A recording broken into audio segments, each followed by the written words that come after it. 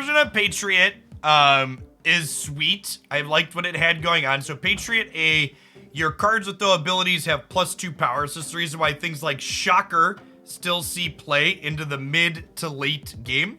Because with Patriot, especially with, you know, Mystique copying Patriot or Onslaught pumping it up, that Shocker can be a, 7 or even 9 power 2-drop is the reason why it still sees play here. And then we've got a small destroy sub-theme. So we've got Carnage as well as Killmonger to pair with Nova to pump up our board, as well as Hood, who generates a demon that has no abilities. So that gets bigger via... what's it called as well? Patriot. So let's pop into some games with this and see how it feels today. I think Patriot is a reasonable deck into the feature location, because if you give your opponent a Patriot, it's not particularly useful to them.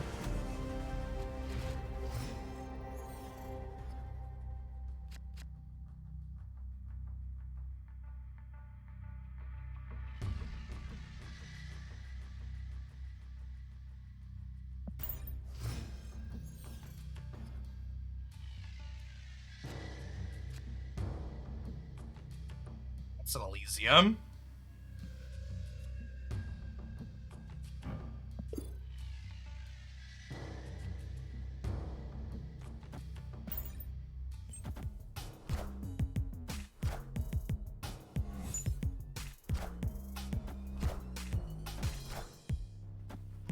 Okay, well they gave us a Mysterio here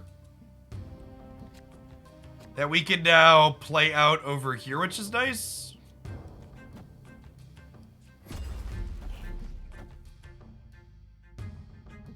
Yeah, I think so. Like, we just do this. So Mysterio's gonna play out illusions everywhere, but those Mysterios are powerless things that Patriot buffs up. We gave them a Patriot, which is gonna buff their Mysterio clones. Okay, I think I'm gonna snap here too. We're in a pretty good spot.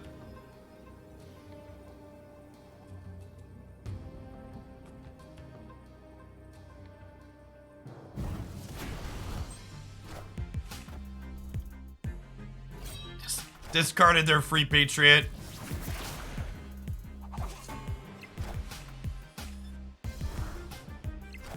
The ninja here, like, will have a little bit of power from Patriot, but it's a little bit sad. Oh, wait, the Killmonger. I was saying it's a little bit sad because I can't play Mystique in here now. But that works out just fine. Yeah, I think we go Brood here, into Nova here, into Killmonger here. Nova gives all of our cards +1 power when it gets destroyed, and Killmonger is going to go ahead and kill all the 1-drops here. Then we'll be able to play Onslaught here on the left, and then ideally, we draw Mystique in one of our 2 remaining draws to copy Onslaught.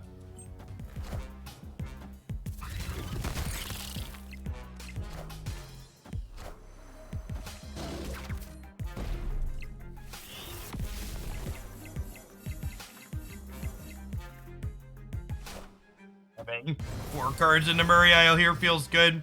Now, one concern here is that our opponent's deck is, like, pretty interactive, so we could see a Enchantress is definitely in the range of things the opponent's archetype plays.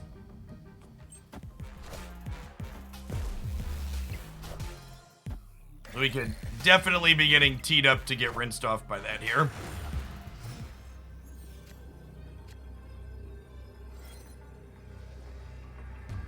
No Enchantress, no problem. Got him. Someone asked, how do the deck build-arounds work? So, you need to just put your collection into a...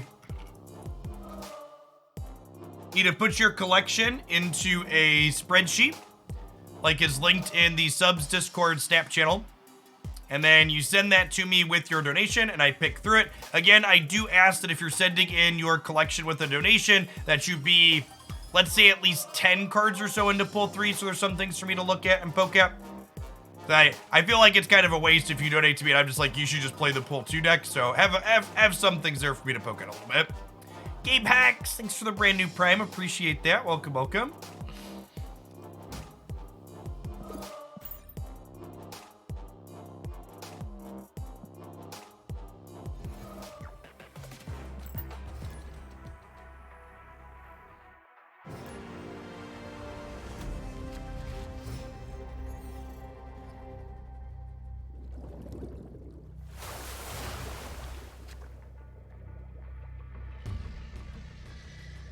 Recommendations to replace for Mysterio. Probably Squirrel Girl. I guess Squirrel Girl's not good with Killmonger. I don't know offhand. I guess you could play like Misty Knight to fill in post Killmonger might be okay.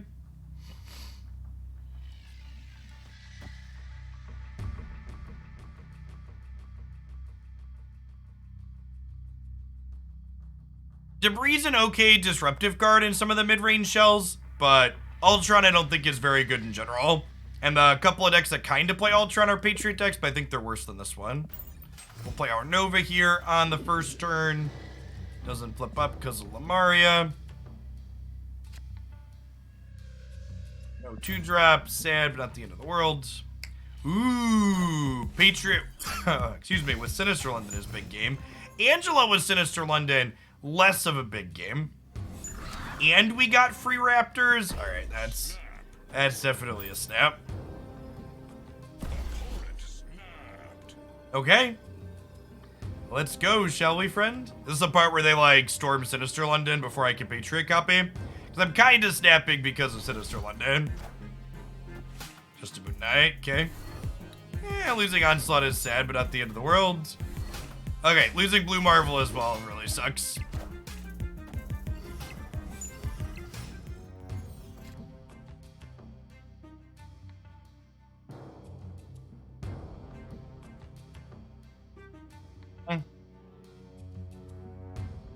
Do I want to Killmonger these Raptors?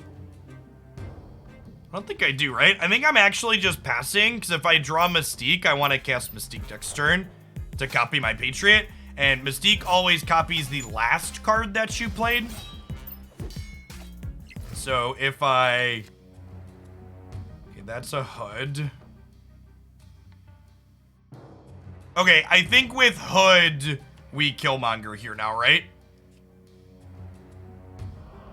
I think it's HUD into Killmonger, right? And then we could go like Demon into Brood next turn.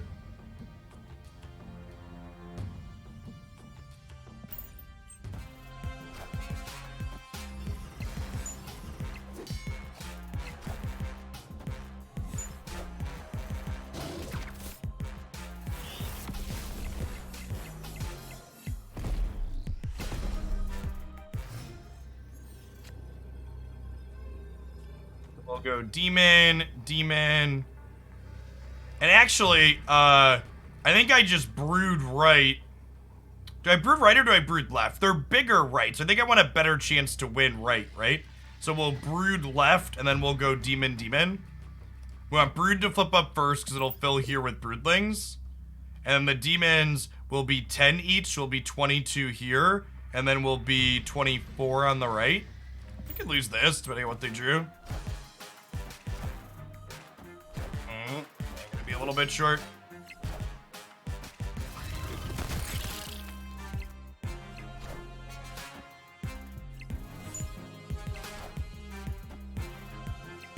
Maybe I'm supposed to gamble here a little bit, huh? So if Chavez should have been a card I could predict from them. Maybe what I was supposed to do is Brood first, and then hope Brood goes left. Because then I would have tied center, and then we'd win this tiebreaker, right?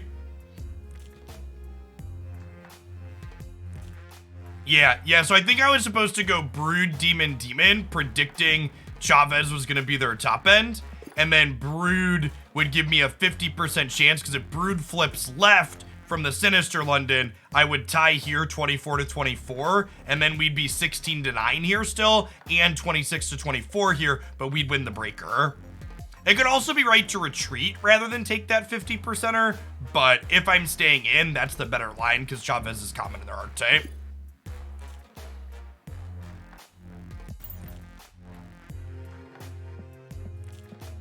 Learned. Knowledge was gained, which is the important thing.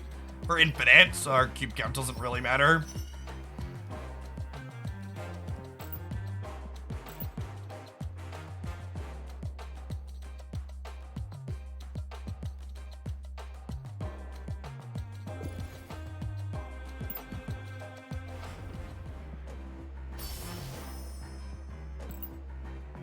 Oh, it is 100% line, wouldn't it be? Because we'd still tie center, so if the brood went right, it would do there, and then we'd still win the tiebreaker. Yeah, that's so much better. Yeah, good call.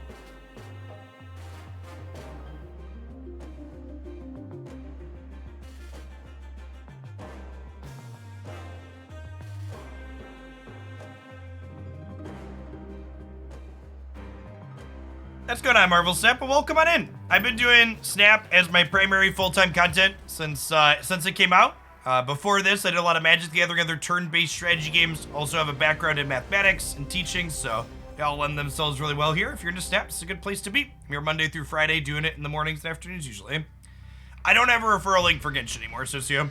I had a time-limited one, but the game is great. Just check it out.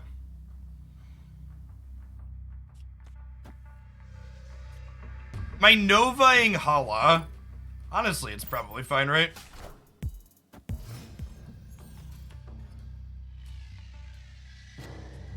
Ooh, Crimson Cosmos is like really bad for us.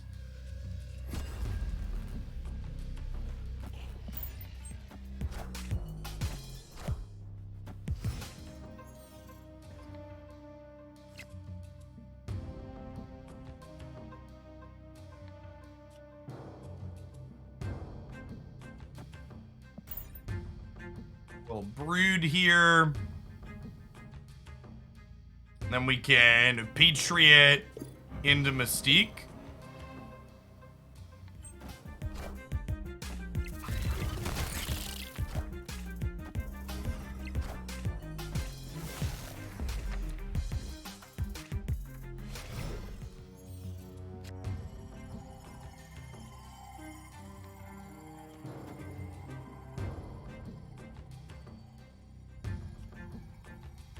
Do I need Shocker to live to win this game? I don't. So I'm going to play Patriot right, just in case we lose left. And honestly, if we lose left and lose Shocker Nova, it's not too big of a deal, because Nova will proc and trigger on all of these.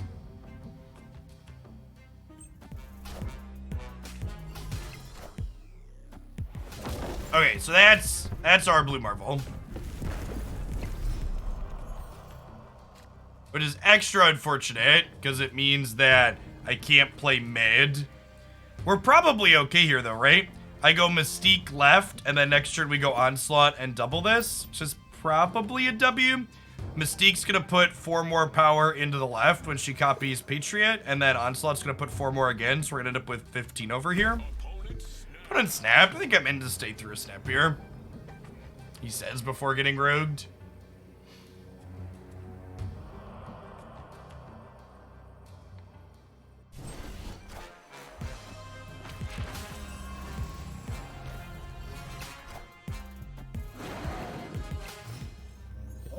We weren't fighting over the middle anyways, so them committing an additional resource to Crimson Cosmos works out great for us. Looking to dodge Enchantress and Rogue here.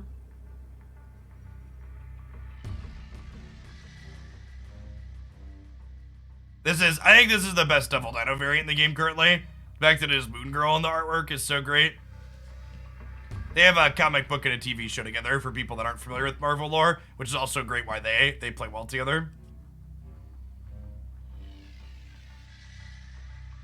This is the Devil Dinosaur variant I'm waiting to appear in my shop. Dear Mr. Brood, money will be exchanged if you put the Devil Dinosaur in my shop, is all I'm saying.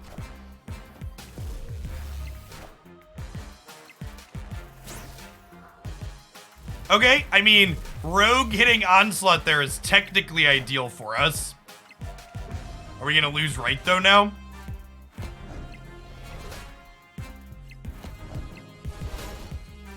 Oh, and we won the tiebreaker. What a close game. So again, the first and only tiebreaker in Marvel Snap is total power in play. So we tied here. We're up 18 here. They're up 15 here. Lovely. Just lovely.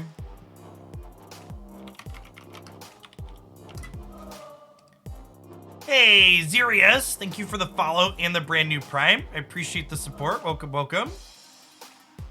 Thanks everybody coming on in. The folks that are new, you can find us doing Snap stuff here every single day of the week, Monday through Friday. would like to shout out to our sponsor for the next couple of weeks. If people are looking for an easy way to support my content, also get something out of it for themselves, the Every Plate promo. You can get a meal kit from them if you live in the United States for less than 20 bucks. You can get some awesome food delivered right to your door with easy instructions to prepare. I've used a bunch of different meal services, and they're definitely the most cost-effective and still very delicious. And as a thank you for that, if you check them out using my code, I will gift you a 6-month subscription here to my channel. Because I get a little something when people sign up using my code, so I like to give you a little something as a thank you.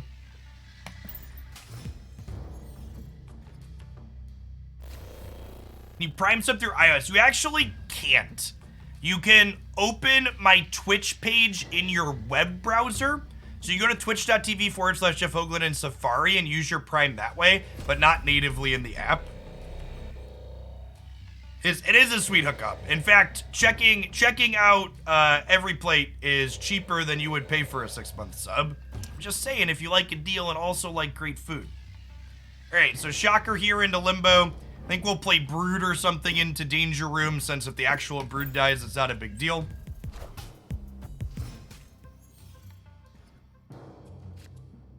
This is a location I hear a lot of complaints about because it's just kind of pure RNG on the surface. And I think it gets some undeserved flack because there are cards like Brood or Nightcrawler or Vision or Marvel that let you get power into this location without caring about the RNG. Obviously, there are spots where sometimes you just gotta like roll the dice, but you do have counterplay here in terms of how you choose to build your deck.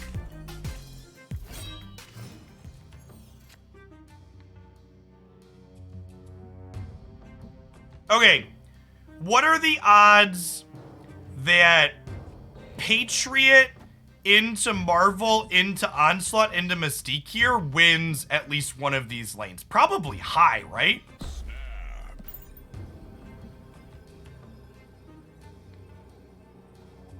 Damn, they left. Our GMs, thanks for the over year and a half. I appreciate that. Welcome back.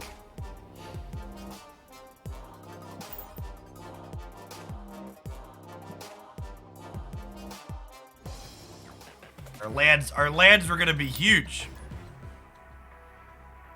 Yes, yeah, if your hand is full, Luke's bar does not bounce you back. Danger Room is busted, it killed your thing, and then you won the game. Exactly. Hey, Rain Lamb, thanks for the brand new Prime. Happy Thursday, good afternoon.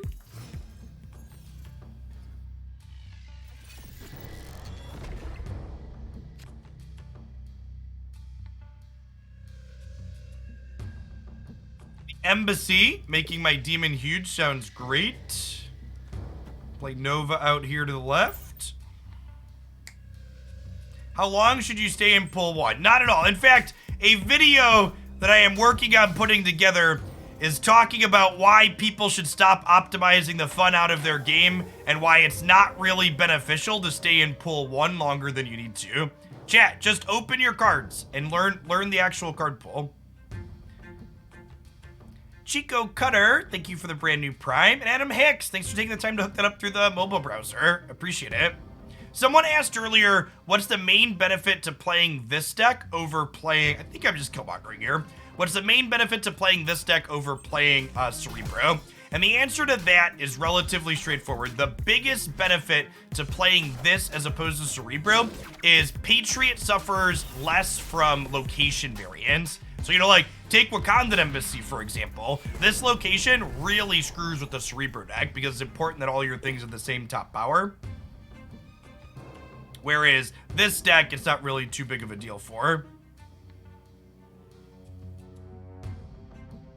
Alright, so this is not the real Mysterio, but at the same time, my opponent's likely going to deploy a Carnage or a Venom here to the left, so I think I don't want to fight over this.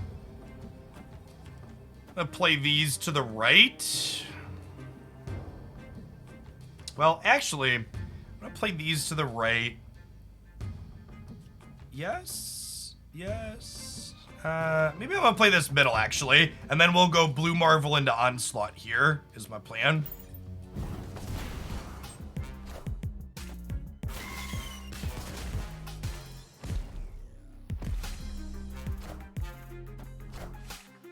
There, Hood Demon.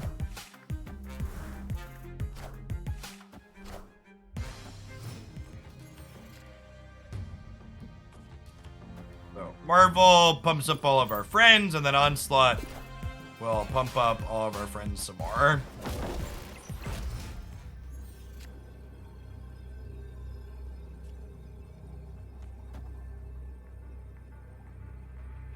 Is 20 enough to win here? It might be. Vision could be moving too.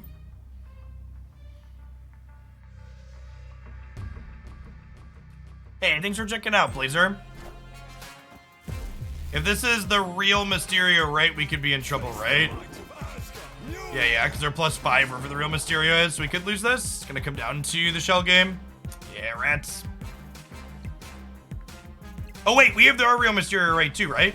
Aha! Shell game victorious. Victory.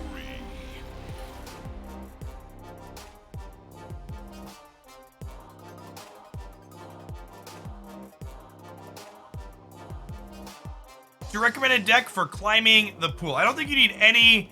You don't need any pool 3 cards to climb successfully to infinite. But again, more important than the specific deck that you are playing is how you are snapping and retreating. What do you think of Hazmat? Sorry, someone earlier asked about Hazmat. I hate Hazmat. It's just not a good card. I think maybe once we get Luke Cage, if Luke Cage gets released with his data mine text, Hazmat might be okay. But until we have something like Cage to allow you to break parity, I don't think Hazmat is good.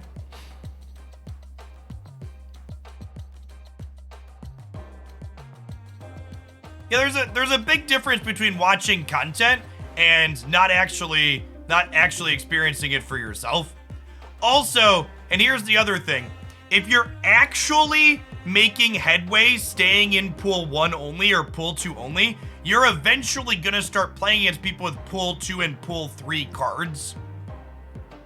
Like, if you're actually climbing up the ladder, it pairs more off of your internal MMR than it does your collection level. So you're not really helping yourself in the long run. If you're actually being successful climbing the ladder, you're gonna wanna get cards anyways because you're gonna be playing against people with bigger collections based on your MMR being high.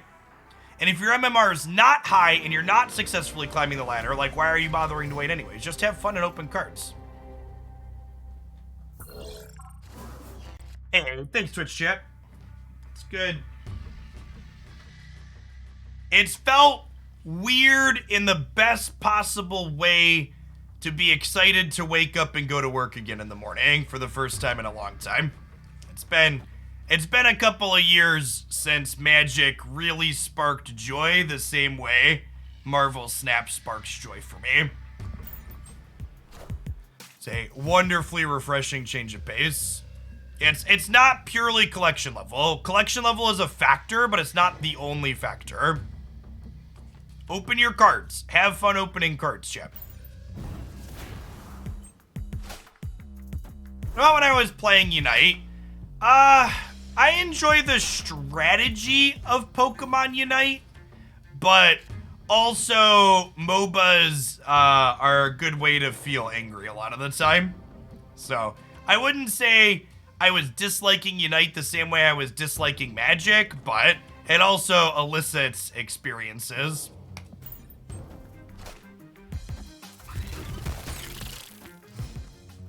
Are we just snapping this person to push them out, chat? I think we're snapping this person to push. I don't think I'm getting a second cube out of this person. Let's just run him out of the game. Am I done with Unite? Indefinitely. I just felt kind of annoyed the last couple of times I've played it, so I'm just like fully listening to myself and only playing games for fun. I also wasn't super happy that Pokemon Unite released their latest character behind a $25 paywall for a week. Was like a decision that wasn't great on their part.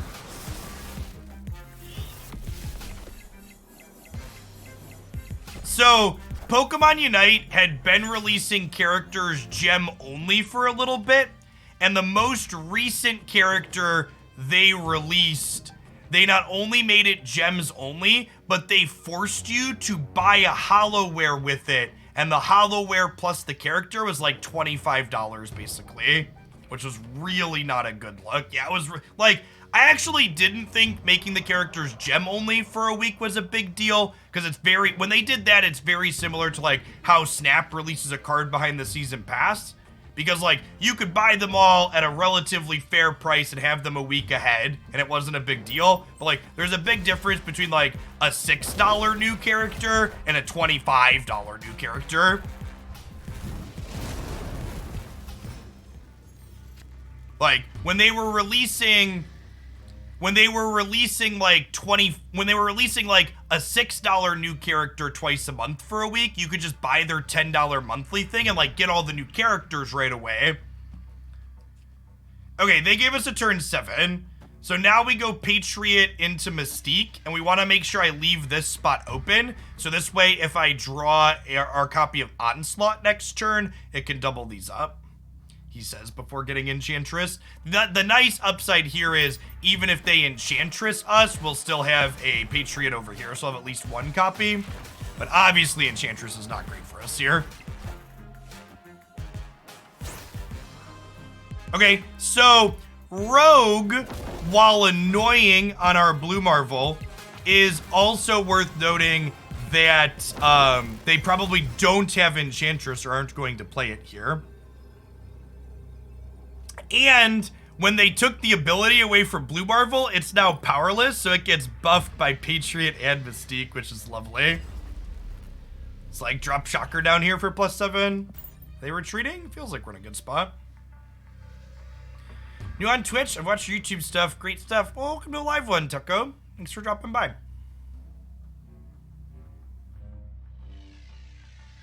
So, it depends on the timing, God of Roar. If they Enchantress Patriot before Mystique flips up, Mystique won't have anything to copy. But once Mystique has copied the ongoing effect, the original ongoing effect being removed doesn't do anything to her.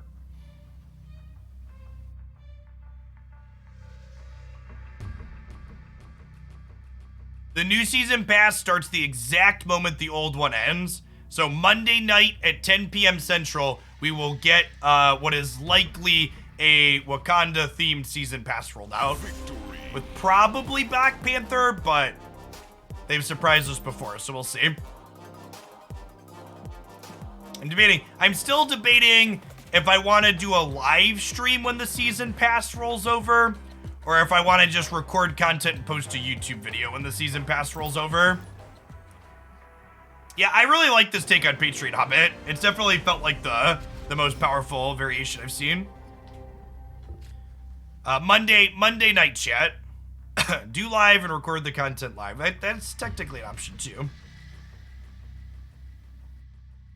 How do you get Nick Fury? So, these season pass cards are added to the Pool 3 card pool when the season pass after them ends. So Nick Fury actually isn't obtainable to people that weren't in the closed beta right now. But when the season pass rolls over on Monday night, that will change. So Monday night, when the Miles pass leaves, Nick Fury, the previous pass card, becomes free to play obtainable. And the same thing with Miles, when the November season pass ends, then Miles gets added to the free to play card pool in Pool 3. There is a 1 month delay on getting those cards if you're not spending money.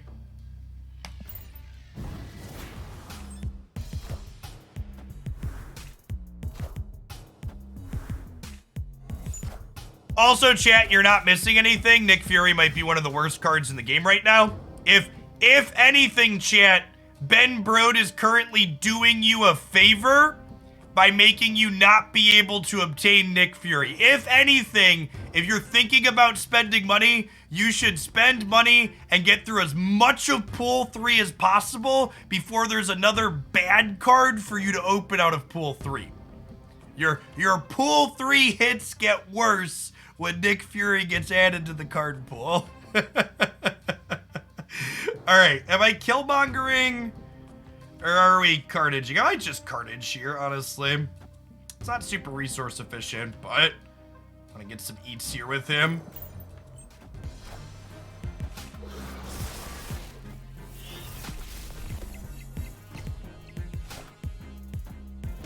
The Dino Fury list we played was fun. I had fun with the Dino Fury list.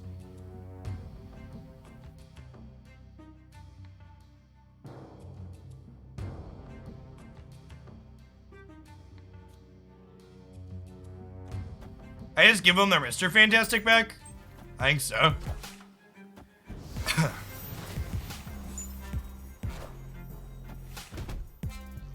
Hey, what's going on, Woo, with me? Yeah, this has been my main platform for a while. So my what's it called? My YouTube content is definitely a smaller part of what I've had overall. Though the what's it called's popping off a little bit. The Twitch, the Snap content. Wong's a little scary in the middle, chat. Do we just onslaught the middle? Their goose might end up mid here. I'm gonna onslaught the middle. I think giving them an onslaught is not a big deal.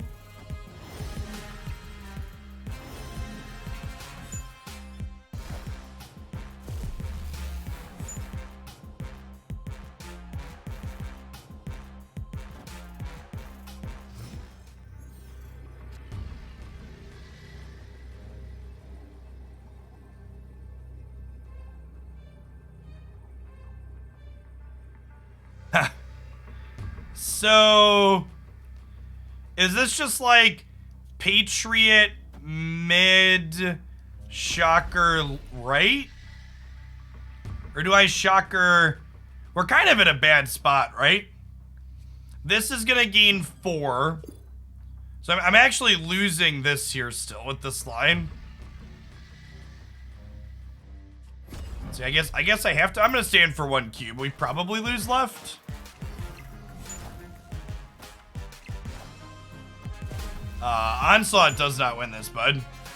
Alright, we baited them into playing our Onslaught. Lovely. No, the next season starts right away, Hank. Monday night we'll get a new card, a new season pass.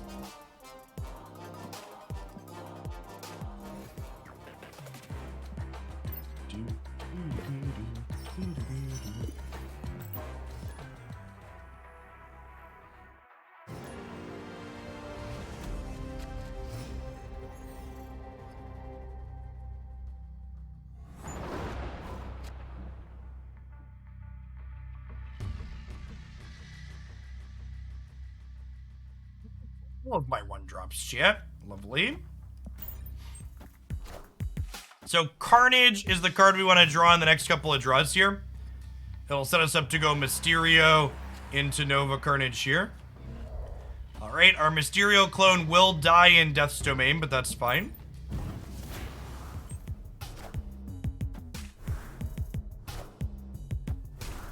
One thing to note, if you're playing the Dino deck and you're encountering things like Shang-Chi's and Rogues and Enchantresses, you have the ability to put tech cards of your own in your own deck. So Cosmo is a great tool for preventing your opponent from getting at you. With those types of cards, you can put your Dino behind a Cosmo to disable those on-reveal effects. That's a great thing about Snapchat. For anything you encounter that you feel the need to tech against, you can tech against it. And that's one of the beauties of how the pool system in Snap is set up. Pool 1 is like simple cards that are easier to understand to get you onboarded with, but then Pool 2 gives you key interactive cards to help you do what's best and have counterplay in lots of different spots.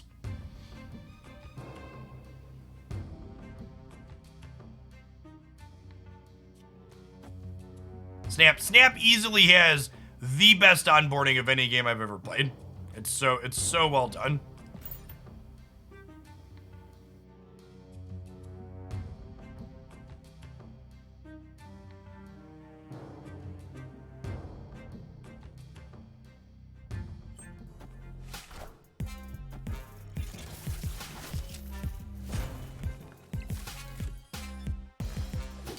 Fizzy Dragon!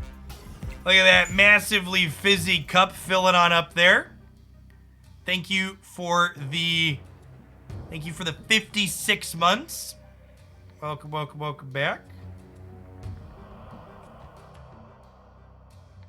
Okay, and we just Mystique the Patriot into Demon, into Onslaught the Mystique and the Patriot here, right?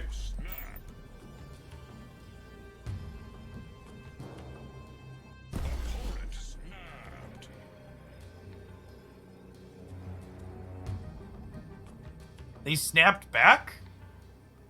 We're getting Enchantress? I guess snapping decks that could potentially be playing Enchantress is a little bit of a bold strategy.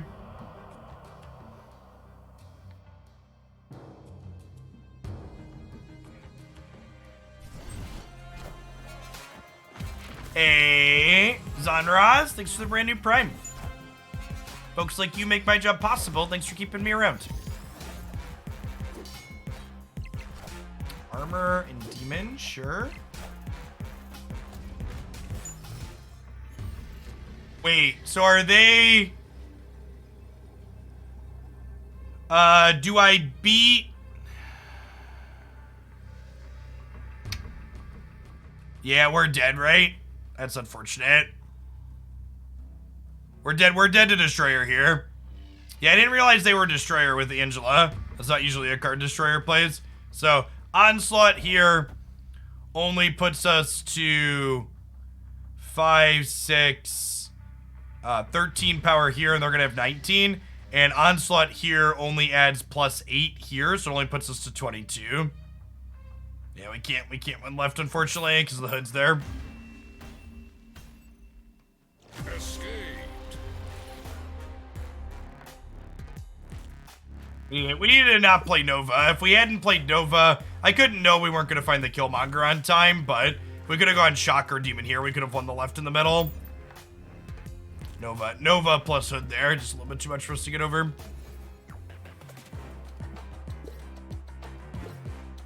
Yeah, some more general deck building theory stuff is on my list to do. My loose plans for the YouTube channel, chat, for people that have been checking in there. I want to do one deck highlight per day, and then one shorter 3 to 5 minute video like the splits video that got posted today explaining different parts of Marvel Snap for people. Is my loose goal. These are strategy things or other things you may or may not know or that are helpful to know, basically. Well, our deck cannot get into the Sanctum. We're not a Great Bar Sinister deck. I think there's currently limited deck contents available. I don't understand what you mean by that.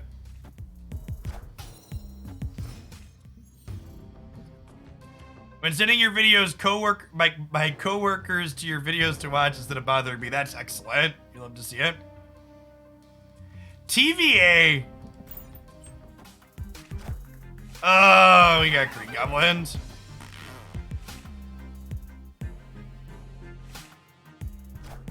Damn. Punish for not playing Mr. Sinister out. Yeah, we just get to retreat now, but sad.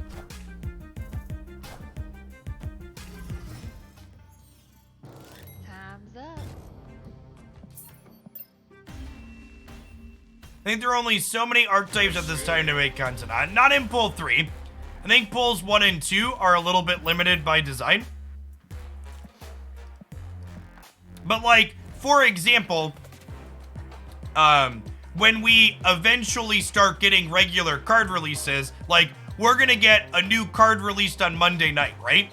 And then when the new card releases on Monday night, I'll probably have 3, 4, 5 different decks to try that in. So every time we have a new card release, I almost have a full week's worth of deck highlights just showcasing that new card, right? And from a sustainable content perspective, this game is like set up in a very perfect manner. I get to make videos about the featured hot locations every week. A new card each week means that I always have something interesting to do or say or talk about with that. Like, it's the next hot location.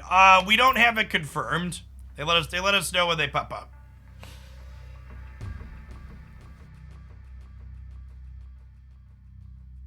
I hear they're going to keep adding cards for free-to-play players. How will we be behind not spending passes and money? The absolute slowest you will acquire cards in Marvel Snap is 10 cards per month fully free to play. Their eventual goal for releases is 4 to 5 new cards a month, meaning even once they hit their maximum release rate in Marvel Snap, you will always be acquiring cards faster than they're releasing them.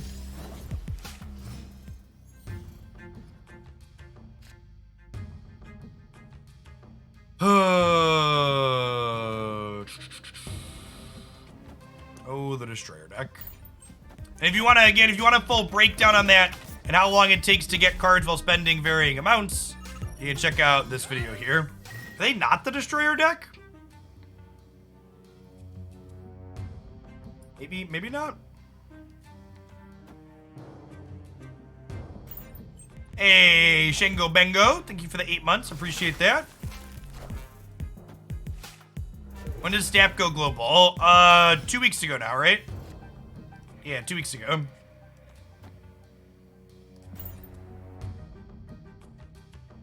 How long have I been playing Snap? There was an almost 5-month closed beta for Snap.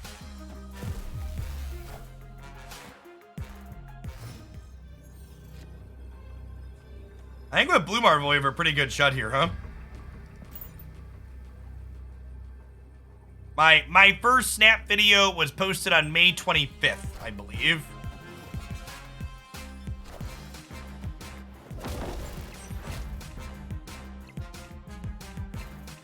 Is this by a very small margin? Well, good arrow there. Good armor too. Really good disruptive elements out of the opponent's deck. I don't know if we really had any counterplay there. They kind of just like ran us down perfectly.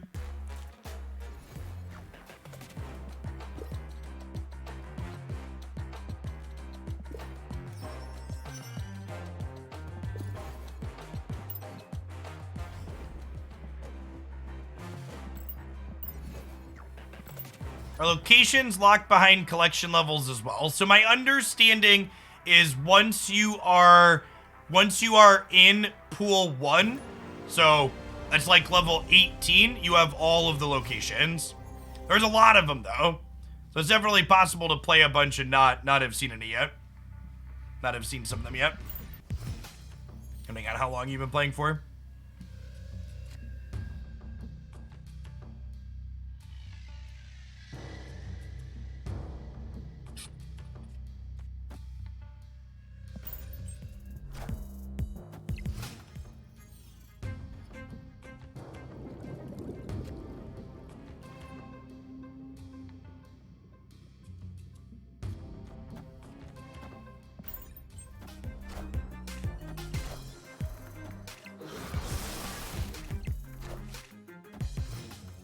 Okay, Lockjaw. They're going to be flipping out some friends here.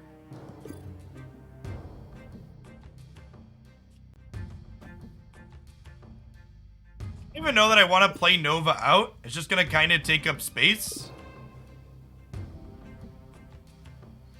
I guess if my plan is to Blue Marvel into Mystique Sinister, that's fine though.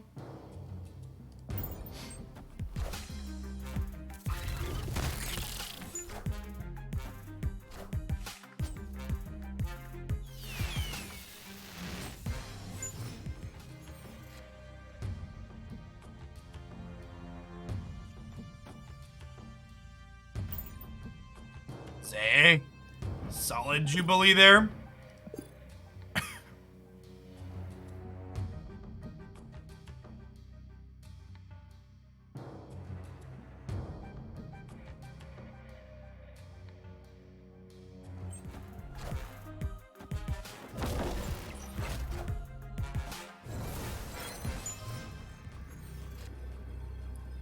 Okay, so is there hope to just flood the center now and then win with Lockjaw? I think I'm down to Gamba on that with Onslaught here and Blue Marvel. Are all locations the same odds to show up? No, there are a handful of locations that are less likely to appear.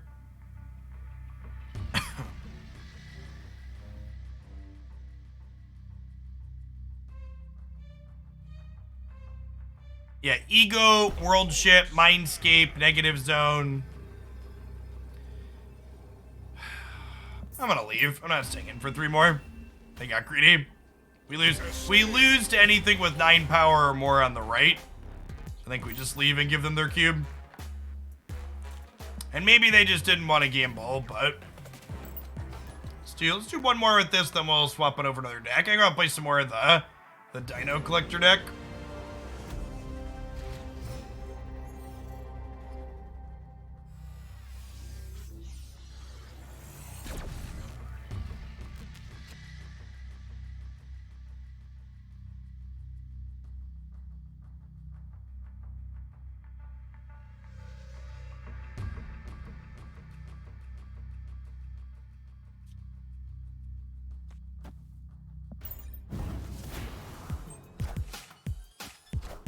I think they can keep up with a new card a week long term once they start with that release schedule. For people that haven't poked around on my Snap channel, there's a couple videos up there from the closed beta where I go through the unreleased data mined cards. And for what it's worth, they currently have over 50 cards that haven't been released yet that have loose rules, text, and ideas mocked up on them. Those cards change sometimes between what the data mines are and like the actual release. But yeah, I don't think one card, like, chat, one card a week is only 52 cards per year, right? Like, most card games release way more than that.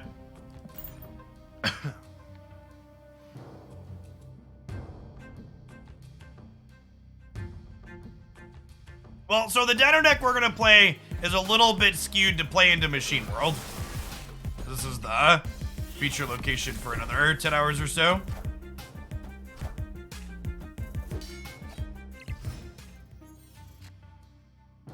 MCU is 500 plus a year. Magic releases way more than 500 cards per year. Like by a significant margin, they release more than 500. Yeah, relevant links are allowed.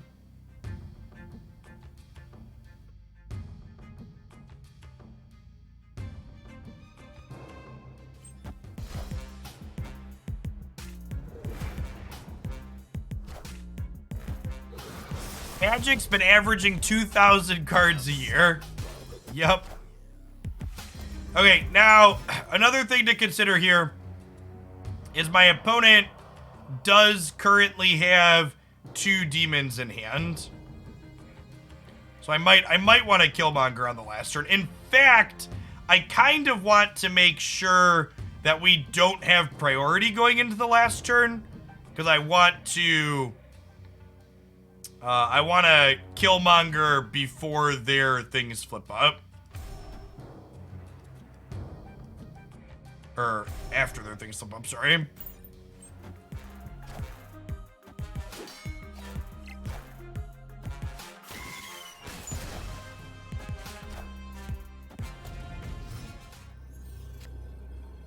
Okay, so we can Killmonger here, which takes them off of 12 over here. Opponent snapped. Oh, snap.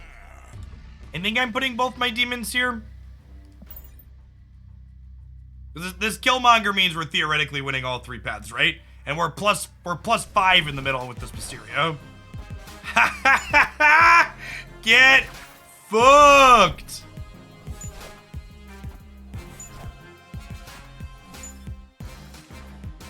It's a solid one to end on before we move to the next deck.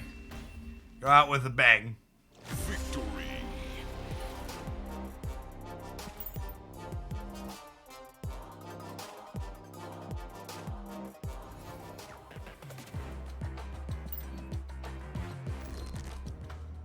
Okay, so this is a version of the Devil Dinosaur deck that we built to try and leverage the feature location a little bit. So we have Ronan here, who gets bigger based on cards in your opponent's hand. And then we've got Maximus, who makes your opponent draw 2 cards, so Ronan's still kind of okay, even if we don't draw or don't hit the feature location. We also have Mystique and Rogue here. So a very common sequence is we'll play Devil Dino or Ronan on turn 5, and then we'll Mystique on turn 6, copy the ongoing from one of these, and then play Maximus for an incredible amount of extra progress. 6,000 progression, that's thousands of dollars in this game, right? It does not take thousands of dollars to acquire every card in this game. You are limited to being able to spend $22 per day on Marvel Snap towards progression. And if you want to know how long it takes spending $22 per day to get all the cards, it's much less than thousands. You click on this video here.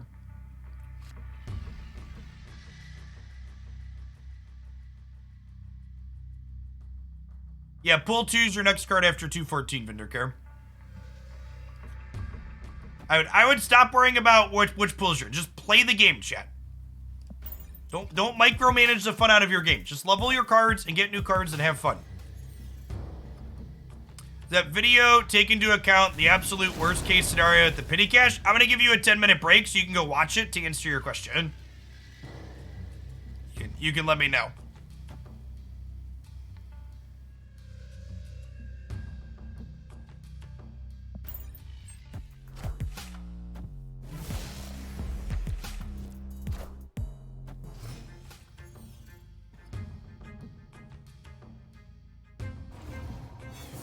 Absolutely railed playing into the left side location here, Sedge.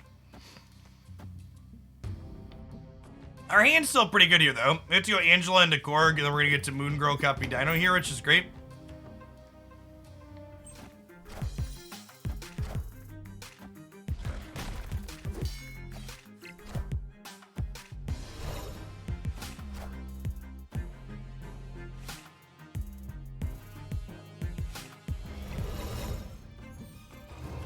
I mean, and for what it's worth, chat, just for context for people that are coming in, I know there's a lot of pride in people being completely free to play games or whatever, and more power to you if that gives you a sense of accomplishment. But as someone who has played digital card games as his job for almost 5 years now, when I was playing Magic, I will update the deck picture, thank you for the reminder. When I was playing Magic the Gathering Arena as my job, it cost me $1,200 to $2,000 per year to have a full collection on Magic Arena to be able to make whatever content I wanted to make. Per year. It costs less than that to get a full collection and then stay caught up in Marvel Snap.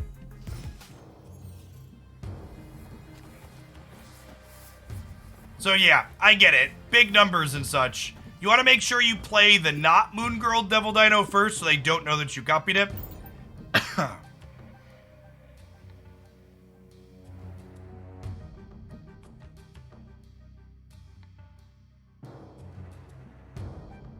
want me to snap now? Yeah, I guess that's fine. They don't really have any other big payouts, right? How can you tell which is the copy? When you click on a card, it says created by Moon Girl, and your opponent will have this reminder too.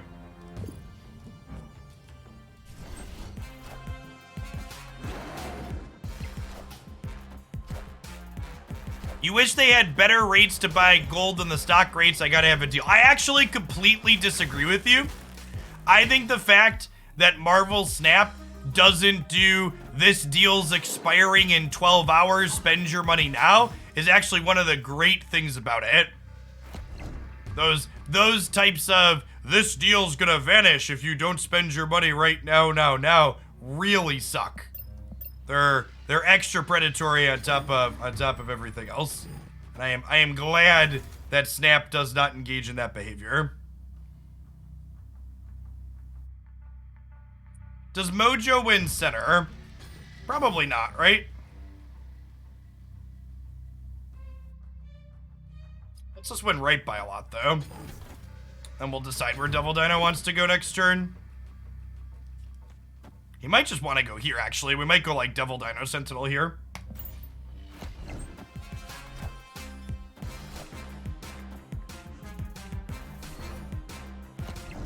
Did they not realize there's a turn 7? The way they played this game, it feels like they didn't realize there's a turn 7.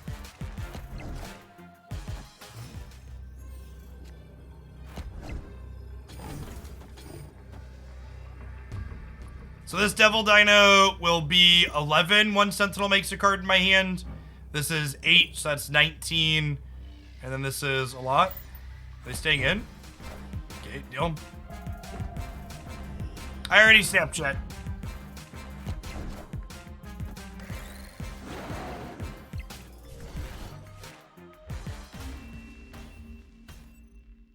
Victory.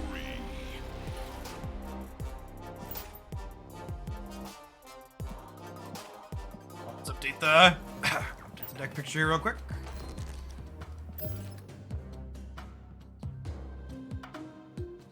You can't autopilot and snap. Honestly, I think that's true. I think one of the reasons why Snap is such a great game is, unlike a lot of card games, you can't just sit there and hammer the same matchups over and over and over again and just have the matchup memorized and play it on autopilot. The fact that locations make every game feel genuinely different is so phenomenal.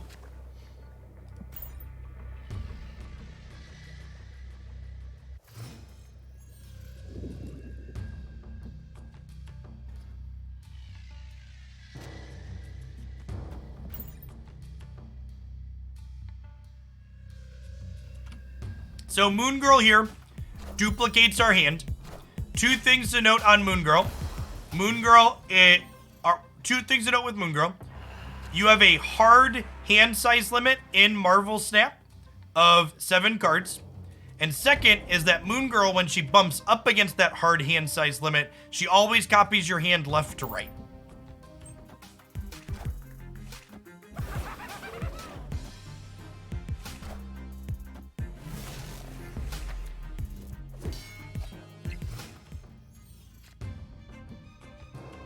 So, and by Moon Girl here, we'll get an extra Devil Dinosaur and an extra Maximus.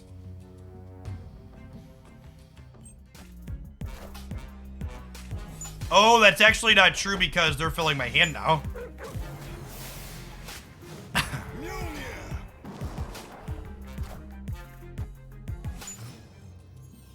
Are we dead? It kind of feels like we're dead.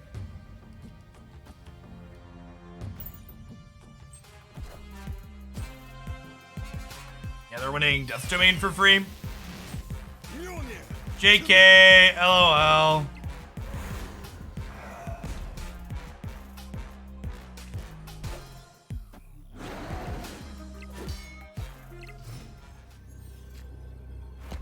Okay, so we play Mystique in the middle.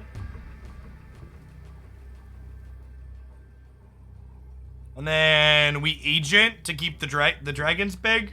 And I don't want to play this because it'll make the dinosaurs big. It'll make Mystique smaller.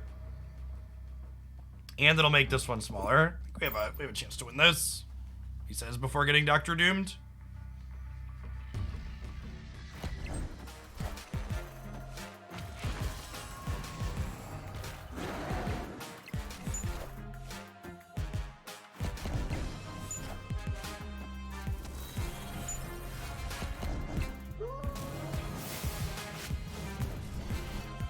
Yes! Nailed it. Victory. So, Lockjaw's a little bit of a slot machine, chat. You play a card here, swap it with a card in your deck, and sometimes you have a Wasp in your deck. Not a Doctor Doom, a Wasp. Lockjaw's a little bit buggy with zooming in on things. Hopefully they fix that soon. Hey, for Warky, thanks for the 16 months. Glad to see the old regulars in here enjoying some Snap.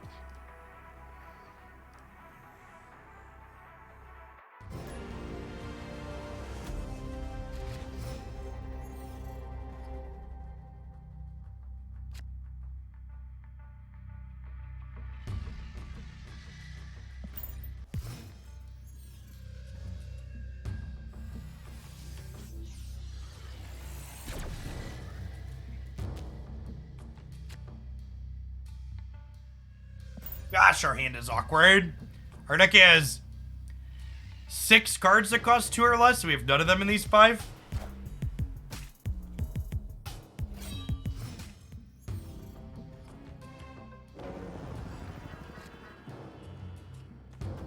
Chat, if you don't like Mindscape, play more Storms and stuff in your deck.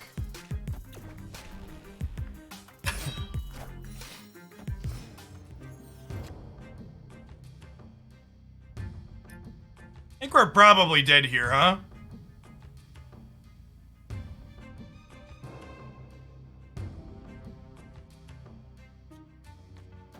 I guess, Ronan, passing them our full hand is good.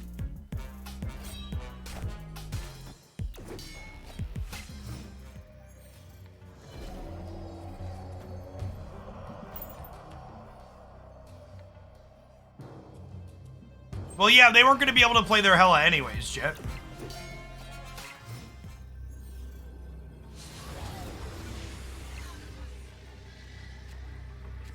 Wait, what? They didn't play their swarms? Alright, so they're very dead. We're fine. Victory.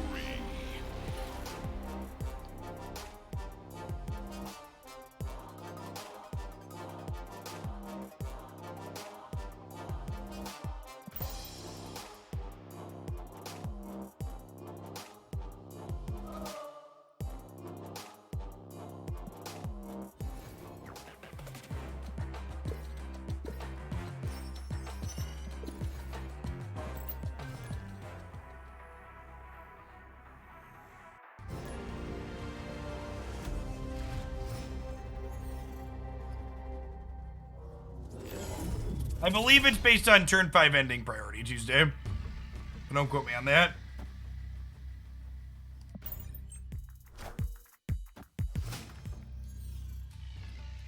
Show us your variants, chat.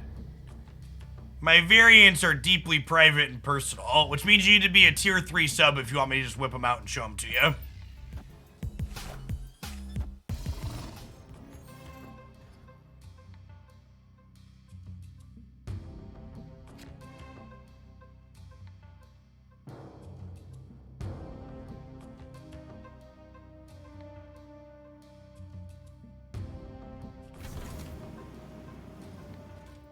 Is playing Sentinel worthwhile here? I don't know that it is. So, next turn, I can Moon Girl, copy my Mystique, and then on 5, we play Devil Dino or Ronan, and then on 6, we go Mystique. Because I can't play Sentinel mid, and I don't want to play it in Strange Academy, because I don't want Sentinel to end up here on the left. Hey, Dan Sedan with the tier 3 sub, LOL. Show you the variants. This is actually one of my favorite variants in the game. I hope they make Ronan a little bit better, because he's one of my favorites on that one. And this is probably one of my other favorite variants. I like the Captain Marvel outfits. And again, we're guaranteed to get a second copy of Rogue here.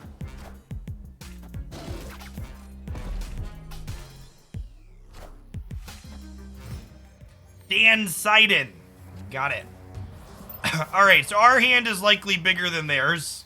And you know what they say about men that have big hands, chat.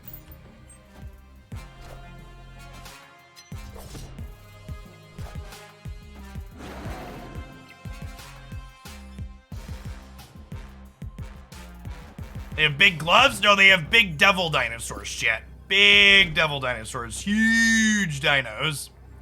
I don't know if my body is ready for the Enchantress or Rogue that's about to hose us, but I'll stay in for one more cube to see it.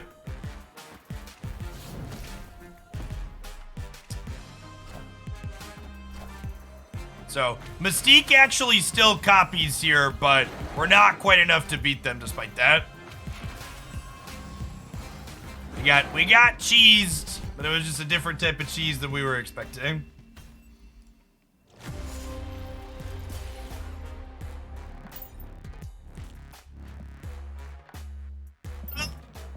Cable upgrade. Cable is one of my few cards I don't have an infinity split on yet. Animated frame. Animated frame. That's another part of the reason we're playing this deck. I'm missing infinity splits on Moon Girl and Cable.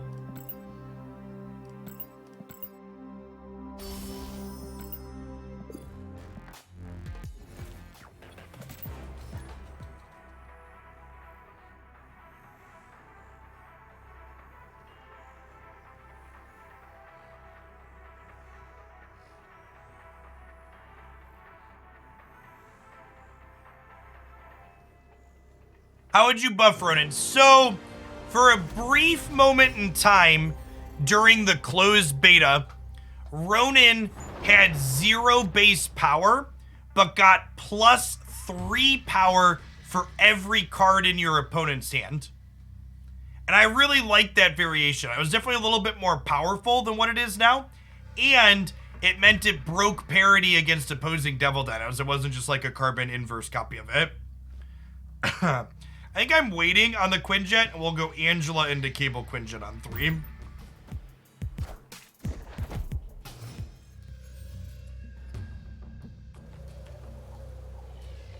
So one thing you can try in the Onslaught deck is instead of playing Onslaught, you can play, instead of playing Onslaught, you can play Blade, and you can play, what's it called at your top end? Strong Guy, for a similar effect to Warpath. Okay, so I think we go Quinjet Sentinel, and then next year we could go Collector Cable.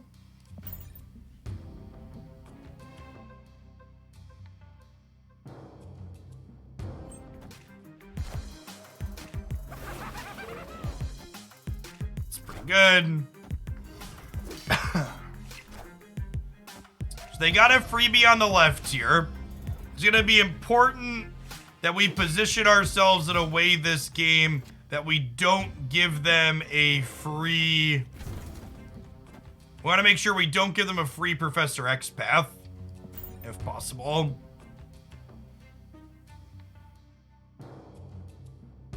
We'll need to commit a little bit more here. A Collector, Sentinel, Agent sets us up okay here on the right.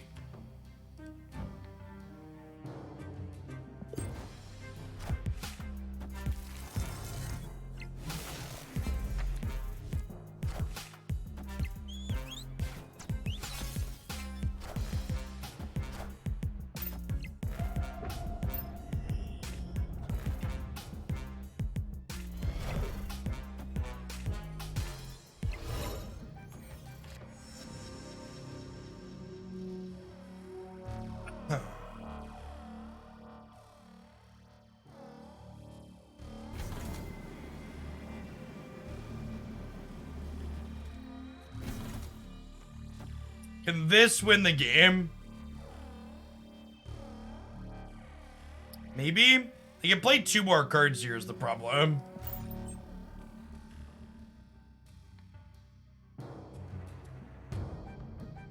I guess if I play like this and they Professor X here,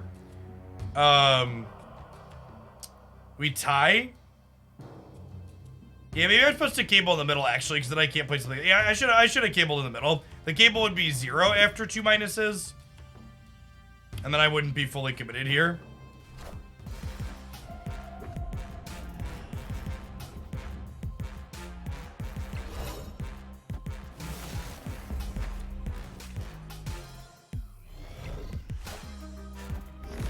I mean, this is a tie in the middle. Yeah, I got punished. I could have played Devil Dino here if I would have played Cable Mid. But they're going to get -2 and I'm going to get -1.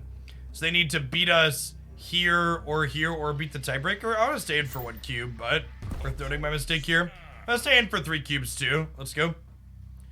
Hey, what's going on, Otaku and Last Kings? Thanks for brand new primes, folks. There's a lot of great creators here on Twitch. You can send those Bezo bucks to every month. Thanks for sending them this way this month and keeping me around. Yeah, we're gonna lose the tiebreaker by a little bit. I'd have won this game if I had played better. They can snap after you end turn. You get a little bit of extra time, but not a ton. Again, the first and only tiebreaker in snap is total power. So because they're up by 7 here and we're only up by 5 here, we lose. But if I would have played Cable Middle, this still would have been a tie, and then my Devil Dino here would have crushed Magneto. Not close.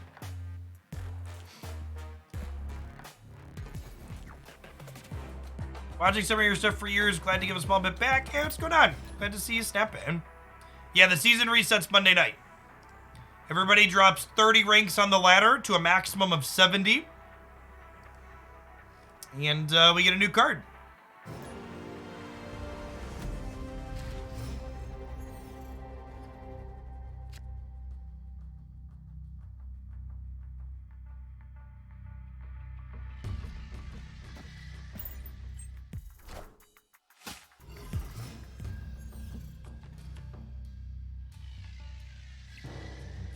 My understanding is you drop from the nearest, it's technically not exactly a 30 drop either.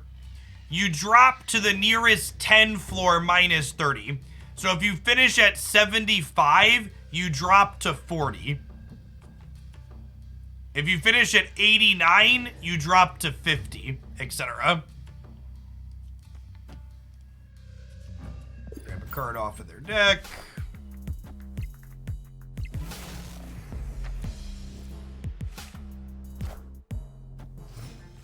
Five mana Magneto and a gas variant at that. You cannot drop below 10. You cannot drop below 10 and you cannot start above 70. So even though Kanye in chat there is rank 875, he will still drop to 70 like the rest of us plebs. Wind, aid my hand.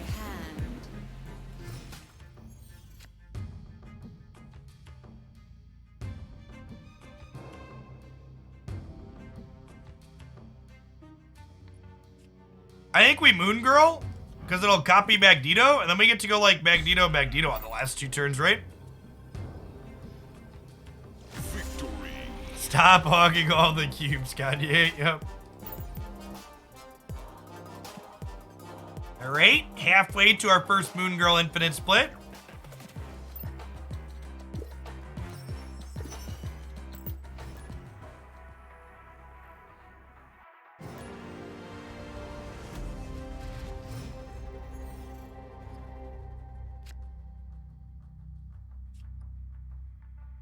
I don't really want to Agent 13 into Sinister. I don't want to gum my hand up too much. Angela is also not a great card into Sinister London.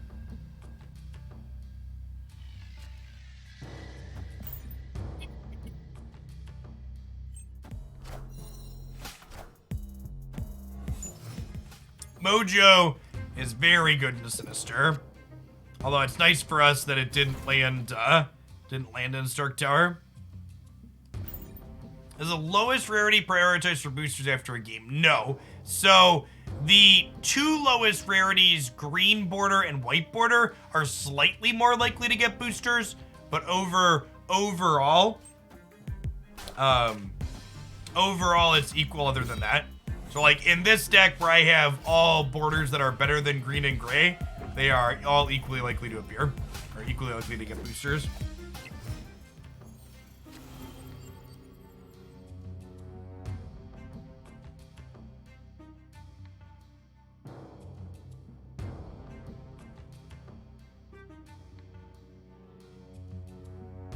You confirm, deny that gray works better. I can't, and stuff like that is anecdotal, so I don't like to post anecdotes or stuff like that. If we go Forge into Sentinel here, Forge will trigger twice, and this Sentinel will be 7 power and copy over. Seems great for us.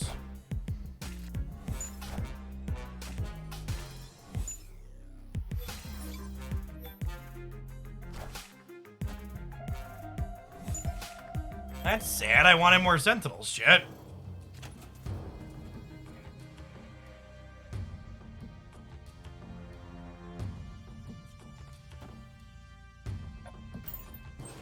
Your card collection is not the reason you're struggling to climb the ladder, chat. Your inability to snap appropriately is the reason you're struggling to climb the ladder. Snapping appropriately is far more important than anything else. Man, we are just gonna get completely rinsed off by an Enchantress, aren't we?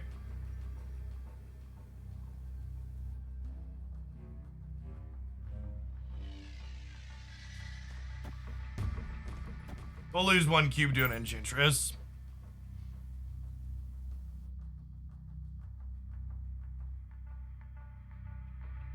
When you're snapping and when you're retreating are more important than anything.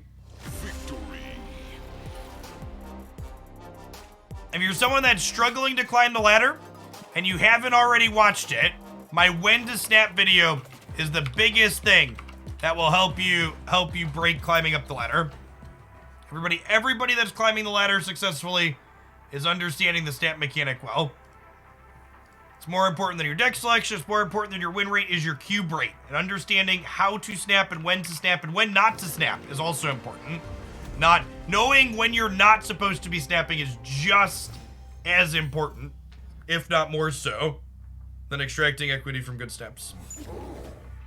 What if you're just bad? If you're just bad, I've got good news for you. Marvel Snap lets you continue to acquire cards and build your collection, even if you're not really winning games. So just have fun. Go nuts.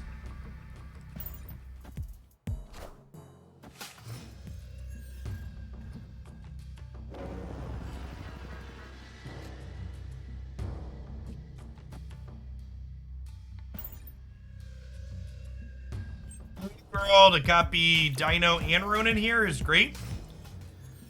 Ronan's Deadpooling it up.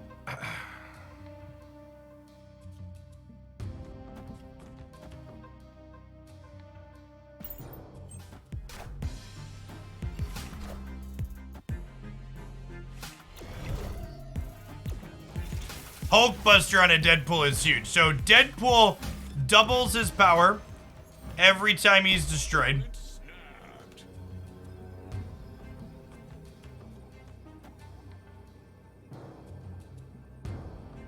I think we're just moon girl. I think I'm staying in through the snap, right? We've got double Dino as Sentinel here too.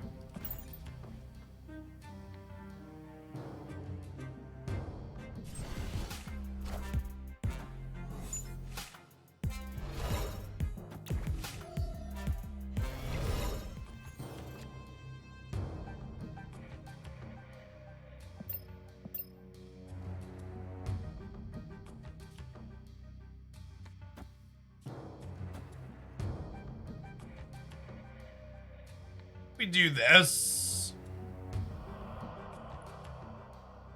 Then next turn we can even like Dino plus Bucky.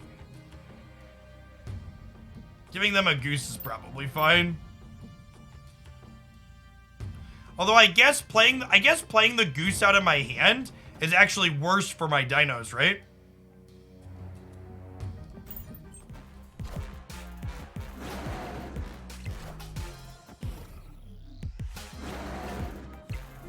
Sure. Let's go Devil Dino plus Sentinel here. And we're huge in the middle, and we're huge on the right. Arrow in their destroy deck is interesting.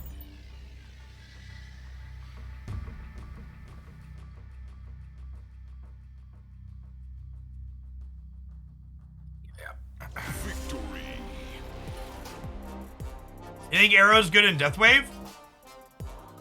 Yeah, I could see that. Deathwave's actually a deck I wanna make a point to try. Yeah, Arrow plus Death on the last turn seems great. This is not a card you want in Deathwave though. That's definitely for sure. Definitely for sure. It's your best deck by a lot. Can you post me a screenshot, Kanye? Because I haven't played that archetype for a little bit. It's probably a fine deck to play into the current feature location. Sharing is caring, chat.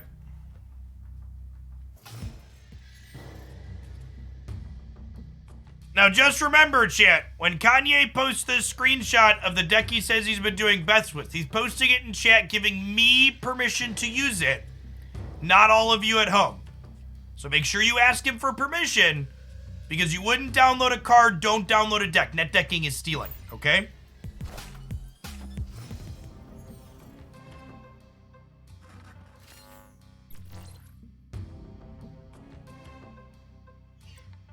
Joe World.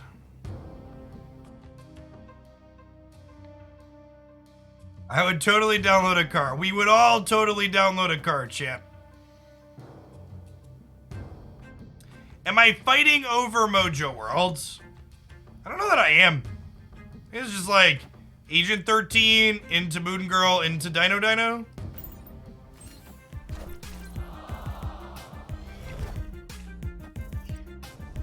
$50-50. I cry every time, chat. Every 50-50.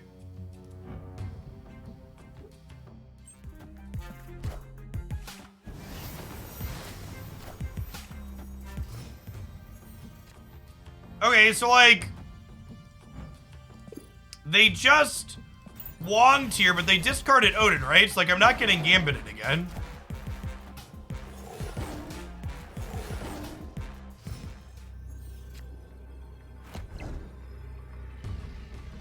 So like, what's the plan here? So it'll be 19 here. How do they beat me? They're gonna Ironheart. They're gonna Ironheart twice, and they'll need to hit 3 over here to win. But I guess if they hit 2, they win the tiebreaker, right? So we'll leave. Yeah, we'll leave. I think we statistically lose turn. And they can also play another card in addition to Ironheart, right? Because Ironheart's only 3. The Tiger Spirit looks really good with that split. Looks sweet. Chat, before we dive into the next game, I just like to take a second to plug our sponsor for the next couple of weeks, Every Plate. If you're someone that's thought about supporting my content and you live in the United States, consider checking out Every Plate as a good way to support. They are a meal delivery service, and they're one of the most cost-effective meal delivery services. For less than 20 bucks, you can get a box of meals ready to prepare with excellent, easy-to-follow instructions delivered right to your door. I get a little bit of a kickback every time someone signs up for that using my link, and I'm passing that kickback on to you. If you sign up for the Every Plate service using my link/referral code there, I will gift you a 6-month sub gift here to my Twitch channel. And if you're someone who's already a sub, you can wait until your current sub expires to collect that sub gift.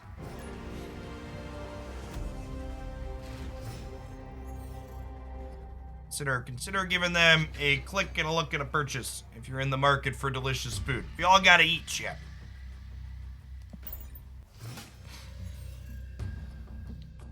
There's some good meals I've gotten from Every Plate. So I'm a vegetarian.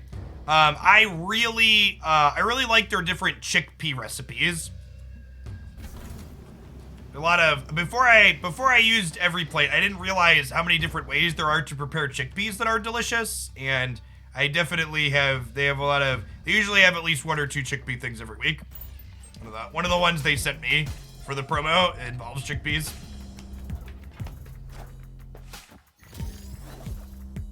That's my favorite type of deck. The Beast Bounce deck is one of my favorites. Alright, our opponent has acquired a free cube, chip. 1 free cube acquired.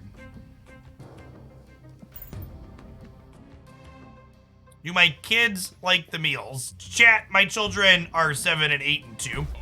I think the 2-year-old eats more of the meals than the 7 and the 8-year-old do, but my 7 and 8-year-old don't eat much.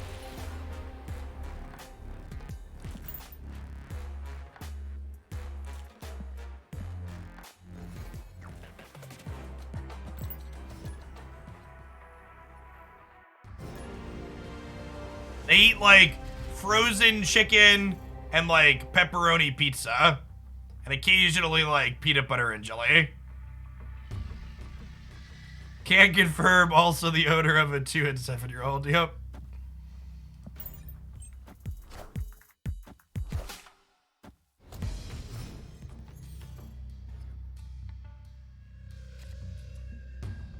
We always make them try something when we make something new from. Actually, one of the meals we got from Every Plate, one of the sides from it was a purple cabbage like lemon salad with some other seasonings on it, and my oldest actually really liked it. So like we buy it more after the fact just to like make some for him to eat. And that's one of the other things that's convenient about things like Every Plate too. It's a great way to get meal ideas with good cooking instructions. I don't know if any of you at home have ever looked for cooking instructions on the internet, but you have to read like the cook's entire life story to actually find the recipe and the instructions to get to it. It's a giant pain in the ass. So having a ready selection of these are meals that are easy to prep with all the ingredients measured out is really convenient. Why am I a vegetarian? Well, I started being a vegetarian in my teenage years because I just didn't really enjoy the taste of meat.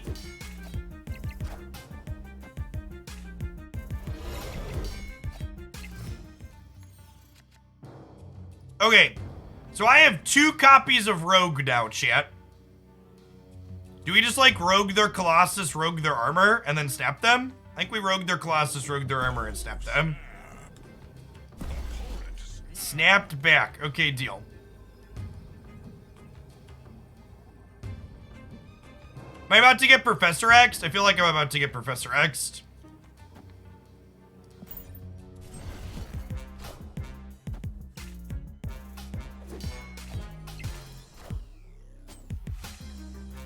Hey, Tamil, thanks for the brand new Prime. What is roguing armor actually doesn't do anything. I'm dumb. I was thinking it was what? No, we'll just grab the Ant-Man now. It's fine. Never lucky. In my brain, I was like, we rogue the armor and then their destroyer kills their path, but that is not how this card game works.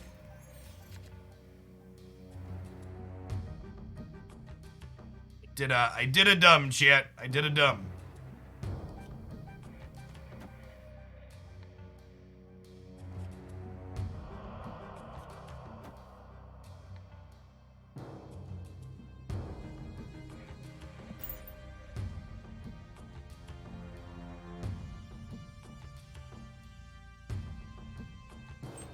What protein substitute do I enjoy the most?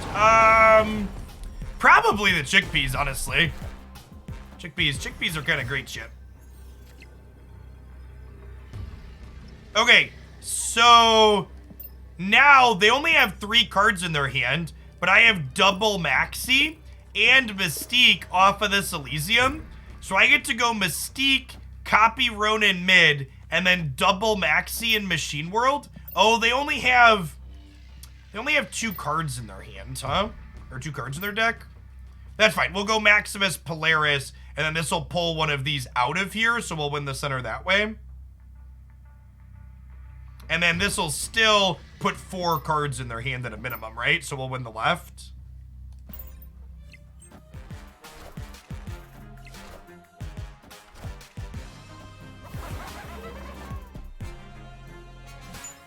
Ooh, if we pull Angela now, we could be in trouble. We really want to pull, like, the demon over. Does armor do it? I think we're good through armor, right? Yeah, because we win center and right. If we would have pulled Angela over. Ooh, hummus and falafel are both great, too. I love falafel. There's a mom and pop place called Windy City Wiener that does hot dogs and burgers, and they also do falafel here in the town where I live. It's excellent. If you're ever in the Bloomington Normal area and you like falafel, Windy City Wiener.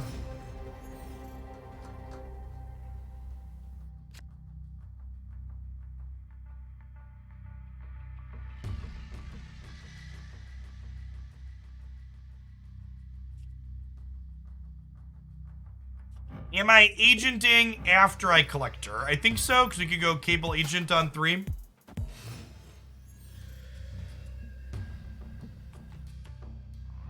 Okay, and we'll slip collector right on in there now.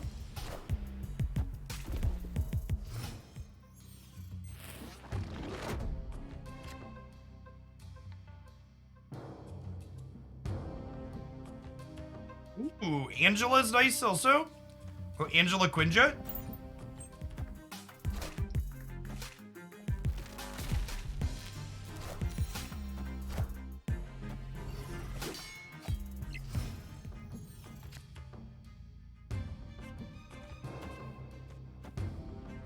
I don't think I want to commit the last Angela slot just yet here.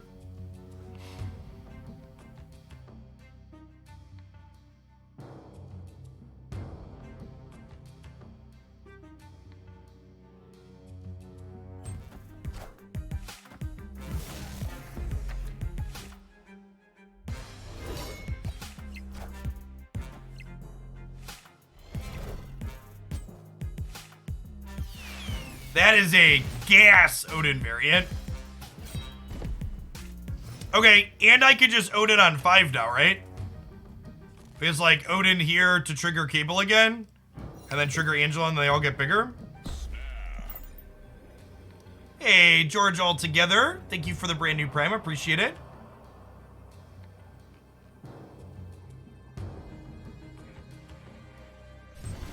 Hey, well, thanks for sending your Prime this way while it's free to sub. So this could be a 6-drop from them because they played Electro. Ooh, drawing their arrow is quite good here. All systems Oh, that makes it less good. Oof. Wait. So if I... God, this deck is so sweet. If I do this, we slide their Sunspot over, and then we arrow whatever they play here over, and then we win left and center, right?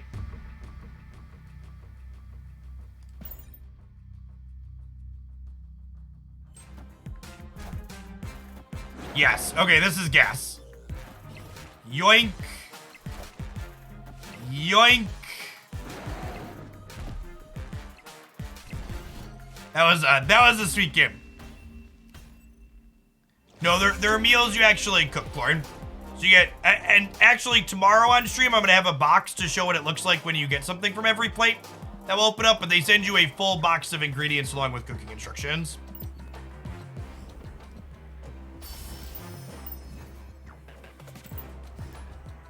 Arrow is definitely one of the best 5-drops in the game. She's really, really sweet.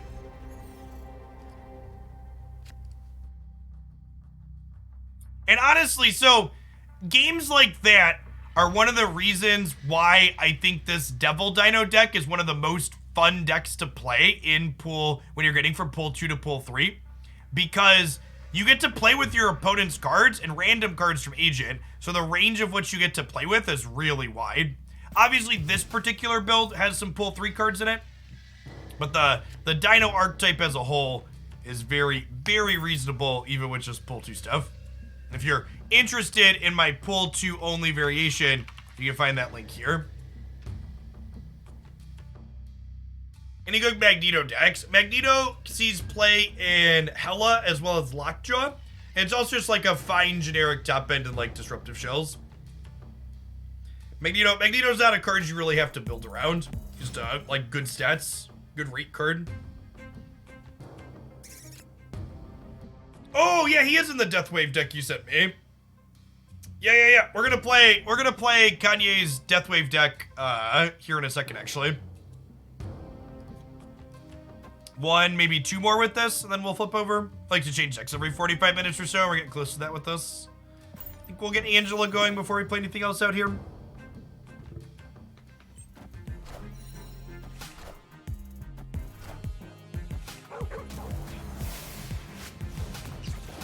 The new deck featured in the Marvel Snap Zone. What's the Marvel Snap Zone deck? Without stepping on any toes, a lot of the info that I have read on Marvel Snap Zone has not looked great. Marvel Snap Zone is one of those locations that I consistently look at decks that get posted there or tier lists, and I'm like, completely disagree with that. And obviously it's subjective, so like, you know, to each their own, but that would not be a location I would go to for. Straight. Can you links are enabled in chat, Zeno? Could you click it? I'm gonna do the Deathwave deck next. We're probably gonna play 2 more decks today.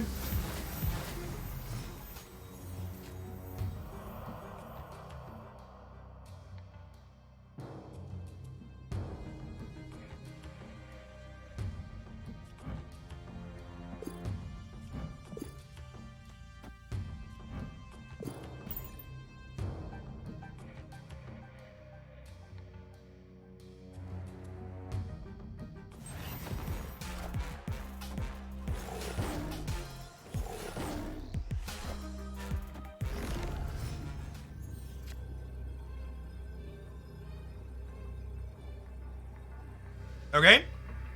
And then we just get to go Mogwai with the absolutely massive raid.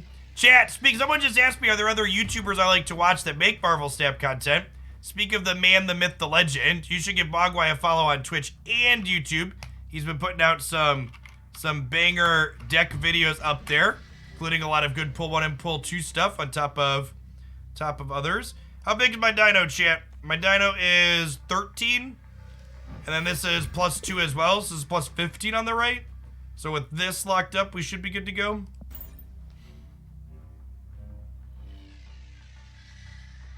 Family coming in from Mogwai's chat that's not familiar with me, welcome. My name is Jeff Hoagland. I stream full-time here on Twitch and also do a little bit of stuff on YouTube here and there. Did not get got by the Iron Heart, God bless.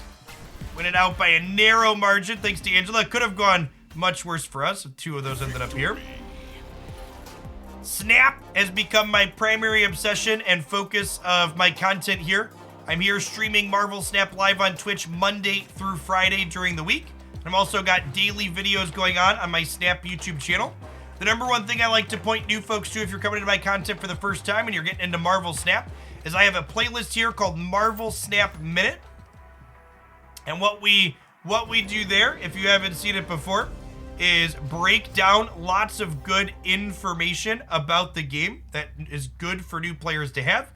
How Infinity Splits work is a video that went up today. Top Pool 2 decks and how to upgrade them into Pool 3. Snapping theory, when you should and shouldn't snap. Good decks to build your first week. How long it takes to get every card in the game, etc. Optimizing account progression. So all of that.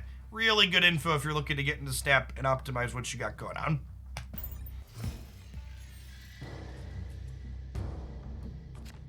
The hidden video. One unavailable video is hidden. Oh, probably something that got added and then deleted. Sometimes I upload something and then I don't have anything. I don't have anything waiting to post other than a deck highlight for tonight. Yeah, nothing spicy. I do have a 1 or 2 more ideas for things I want to add to the Marvel Snap Minute.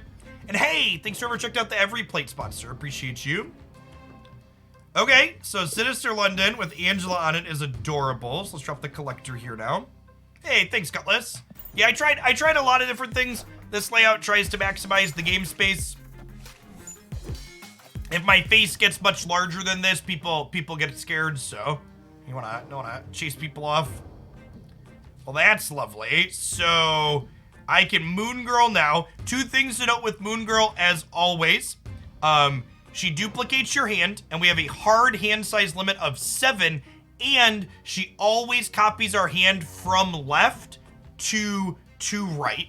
So when I play Moon Girl here, she's going to copy Devil, Dinosaur, Cable, and Maximus for us, guaranteed. I think I snapped them on that. We're in a pretty good position.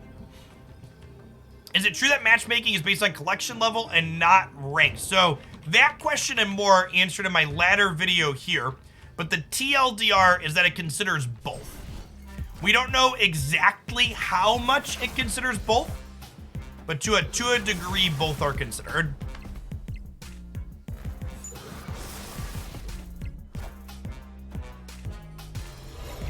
Now, because we have that hard hand size limit here, we don't get to draw a card this turn, but that's fine. To make some large dinos here. I have a preferred tier 2 pull 2 Dino list? I do. You can find that in my pull 2 decks video there.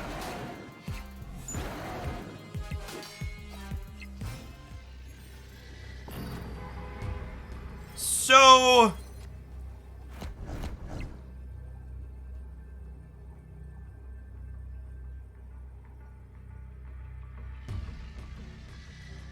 how badly do I want to die to an Enchantress, chat? So if I want to hedge Enchantress here, we can move Devil Dino, and then we could Maximus plus Cable, and then if they Enchantress here, they only get one of my 2 dinos, and then hopefully we win the other path. So I think I'm gonna do this. I'm gonna play Max plus Cable, and Cable getting copied will fill our hand here. And then this way, only one of my dinos will get Enchantress guaranteed because I slid it off of Sinister London.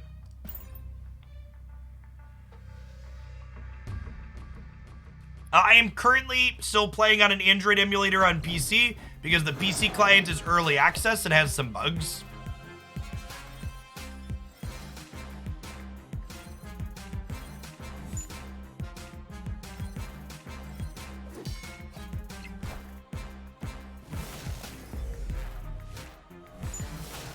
Oh, my sequencing was wrong. Oh, damn it.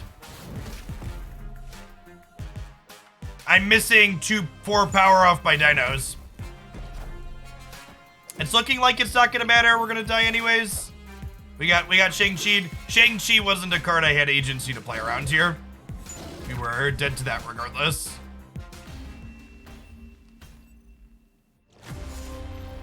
Yeah, rough. So I needed to cable before we Maximus because Maximus made them draw cards that they didn't have cards for us to cable, but ultimately ended up not mattering here. The idea when unreleased cards are getting released. So we get a new card with the start of every season pass.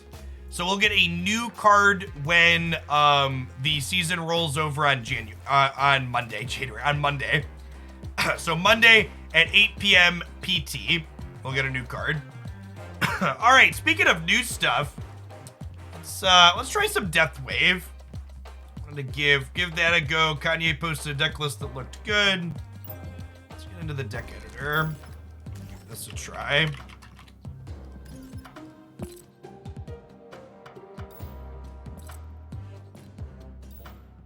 Energy, probably.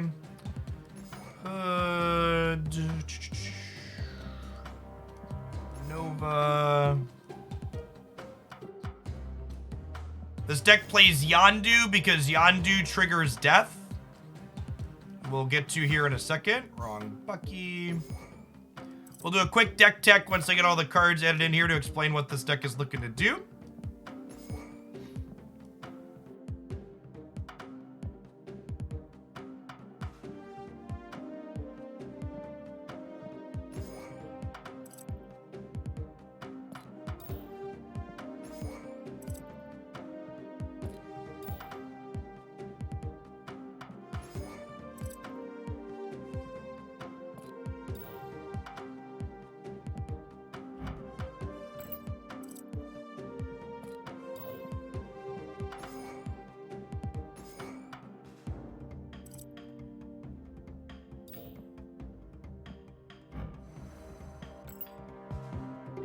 Okay, so Deathwave. So our next namesake here, one of them, Death, costs 1 less for each card that was destroyed this game. This soft combos with our deck's other namesake, Wave, that says on reveal, next turn cards in both players' hands cost 4. So the way these two cards interface with each other, Wave sets everything to 4, and then Death's discount is applied. This means if you play Wave on turn 5, on turn 6, as long as at least 2 things were destroyed over the course of the game, your Death will cost 2, meaning you get to play 2 cards, Death plus something else, and your opponent only gets to play 1 4-cost card. And the tempo of you getting to make 2 big plays in the final turn and then being locked into only 1 is a huge advantage.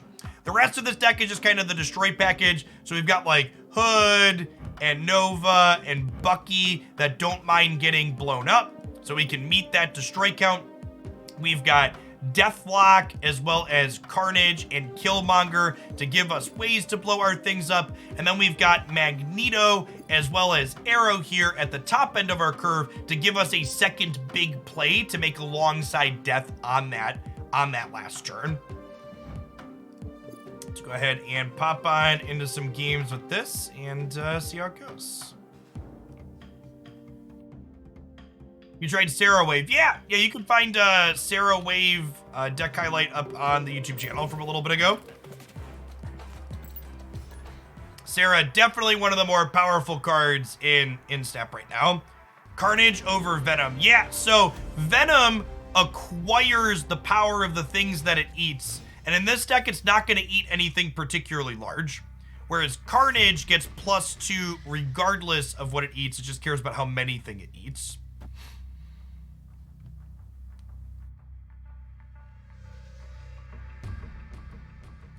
There's a site you recommend that's more accurate. Well, there isn't objective data for Marvel Snap right now. So Snap.fan has a little bit of a tracker, but it doesn't have big sample sizes, so it's not really great. All of it is off the cuff.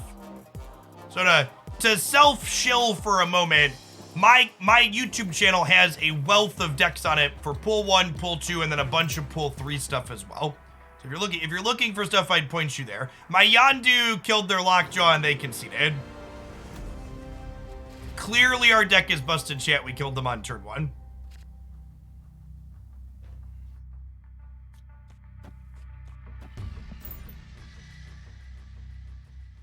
So, outside of exactly this deck, where Yondu removing the top card of their deck makes our death cheaper, Yondu is basically always worse than Korg and Iceman. I think if you're purely looking for a disruptive 1-drop, Korg and Yondu are both, or Korg and Iceman are both better choices than Yondu.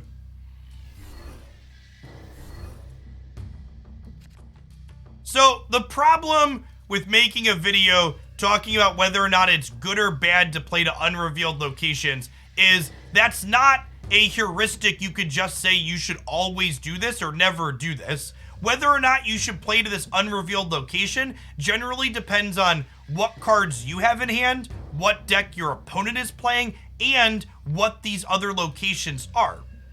Because whether or not it's worth the risk to play into an unknown location can often be, you know, dictated by how bad these locations are. It also could be dictated by a card like Hood too, right? Like, if this face down location is Bar with no name or Oscorp Tower, playing my Hood into it is really good.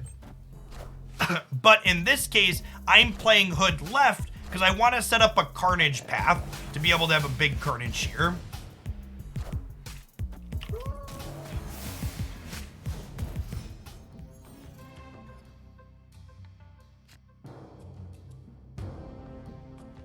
I don't think Yondu telegraphs specifically the card Death a little bit, but it doesn't really telegraph the fact that we're playing Deathwave, so I disagree with your assessment. Okay, so Arrow with Elysium's actually kind of fun here. So I'm gonna play Demon into Hala, and then on turn 4, Arrow's gonna yank whatever they play over into Hala. So we can kill it. I don't think we're winning Sokovia yet.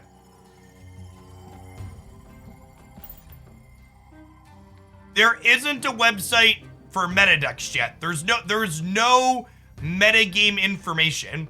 In order to have a metagame, you need to have like objective data sources. There's a bunch of people posting a lot of feeling. I should have snapped going into this probably. Oh my god, it's glorious. Oh man, that's the good stuff right there, chat. That's the good stuff. And now again, it's too late to snap.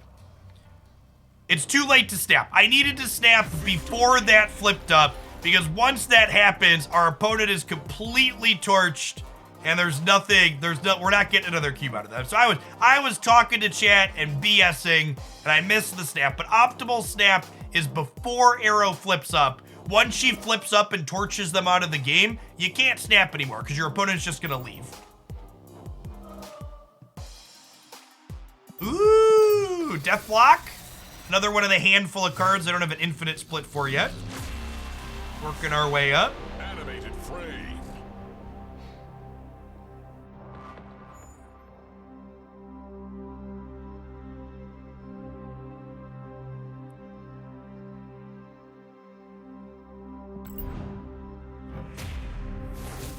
Watch that video. Are these decks you'd recommend for someone that just got into pool 2? Well, those are the only decks you can build, Nick. That's who they're intended for. They're intended for people that have finished pool 1.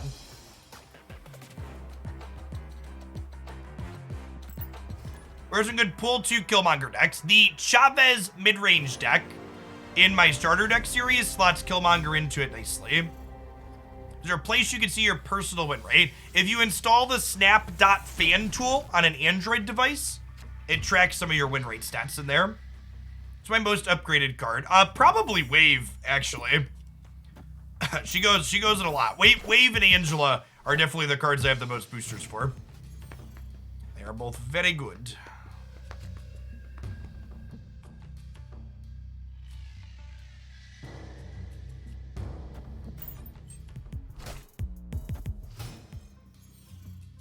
Oh, yeah, I guess I have a lot of Agatha boosters, too, because I'm a degenerate. It's definitely an accurate take.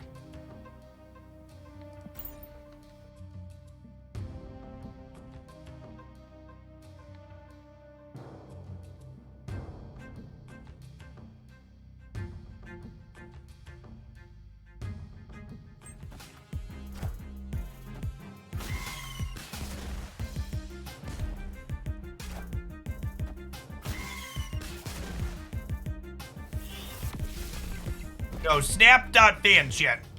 Just exactly as I said. Snap.fan's the website. Punished for playing Deathlock when I did, which is a little sad.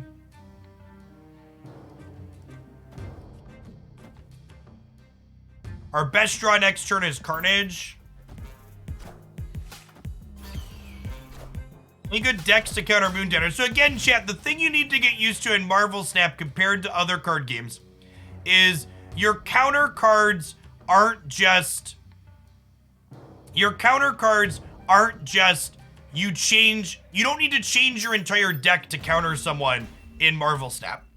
Your deck is only 12 cards, and you have tools from the first 2 card pools to counter basically anything in the game. You want to beat Moon Dino? Play Shang-Chi, play Enchantress, look at your deck and figure out 1 or 2 flex slots and fit in the cards that solve the problem that you're having. You see 75% of your deck in Marvel Snap every game. Putting in a tech card that's good against the thing you want to beat is going to happen consistently. You see most of your deck.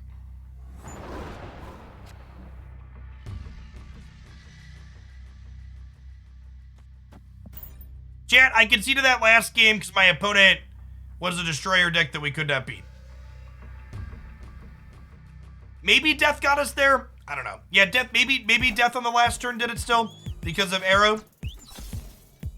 I don't know. I should have waited to let them show us the what's it called? Once they Professor X, we were dead to rights. Which statistically speaking, they had Professor X.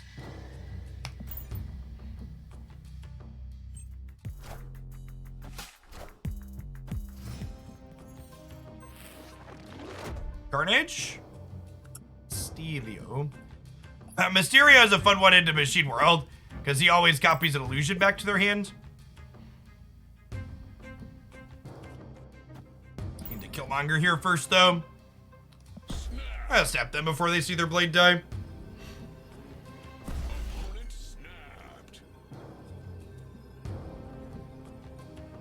Is Yondu working with Death Intended? I think so. It's been a known thing for a while now.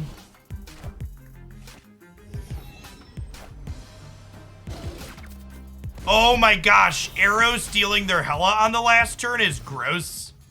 In just like the best possible way.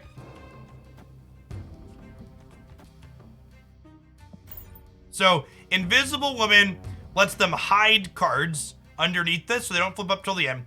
So their basic game plan here is play cards that discard here, and then play Hela on the last turn. But we can arrow out the Hela here. They did discard a Giganto already.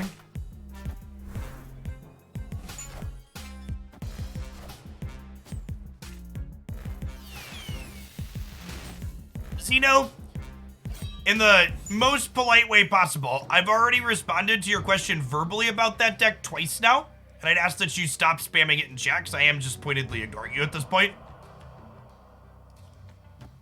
If you're gonna ask a question, please do me the courtesy of waiting to listen to my response.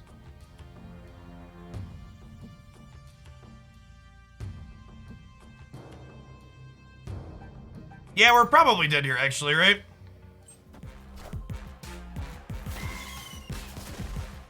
We discarded Hulk and Mysterio, and they get to make their good plays here. Yeah, there's no way I'm saving for 4 more cubes. I'm curious to see. I was kind of surprised, Kanye, when you said you thought this deck was really good. Because I haven't played it for a while, because it always felt really inconsistent in my experience. Like, you just don't see wave, or you don't see death with your wave, and then you just kind of flop around and do nothing. So I'm curious to see if that's the case. or if it feels reasonable today.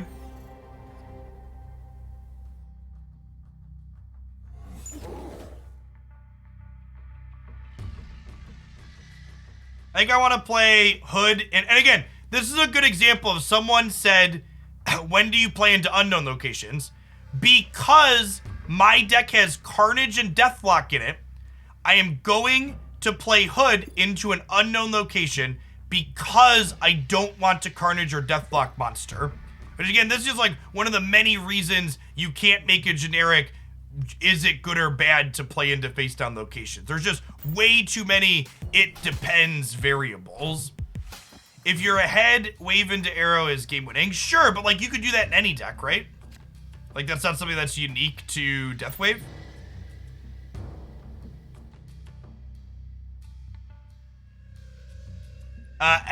Snowed Crow, the all cards video that breaks down how long it takes to get cards was published after Marvel Snap had its global release using the current in-game economy system. So yes, that information is accurate and current.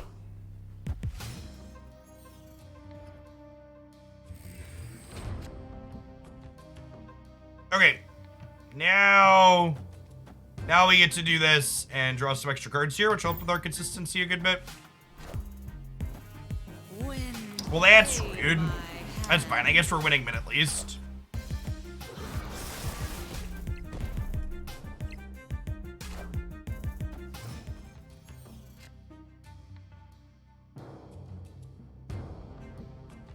I haven't drawn Death yet.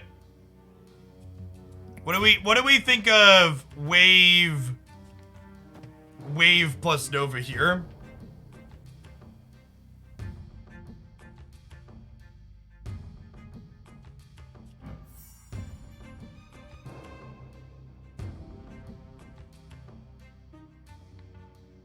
I think we just do this. That is Mysterio, among other things here they just did.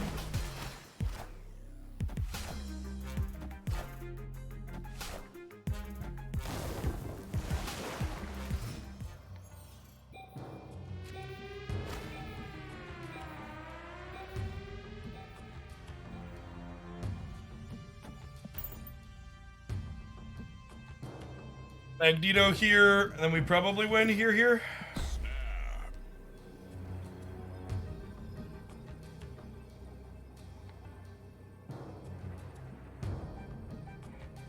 Yeah, if they Carnage here, they lose. And I mean, Carnaging on the turn that I waved also isn't very good. It is a great Deathlock variant, you're not wrong. The variant artwork of this game is so good, and the Marvel IP lends itself to it so eloquently.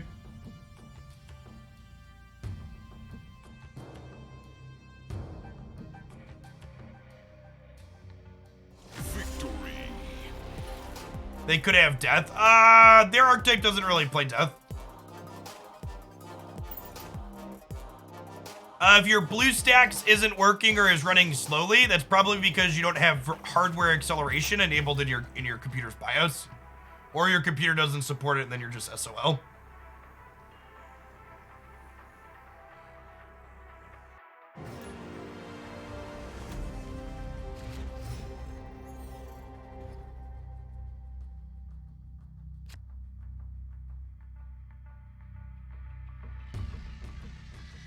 I would love to play Hood into Oscorp Tower. Thank you for asking.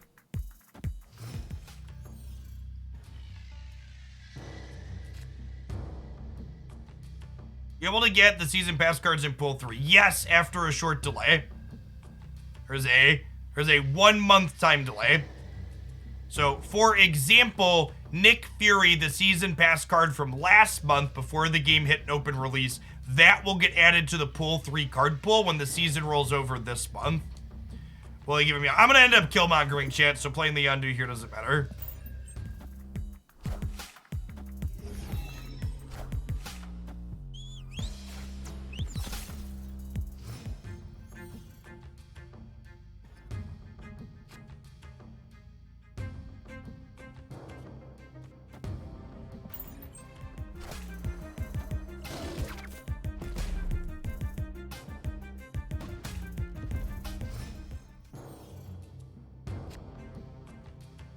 Screaming on Twitch chat is exactly like being a parent. You have to speak slowly and repeat yourself frequently.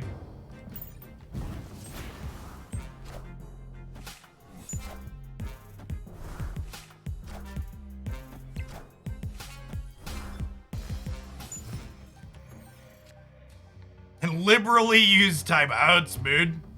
Okay, sick. Well, we definitely snap them now, right? Because I'm going to have Demon plus Wave here. And then we have Magneto into Death next turn. For people that are new here, I am a father of 3. I have a 7-year-old, an 8-year-old, and a 2-year-old.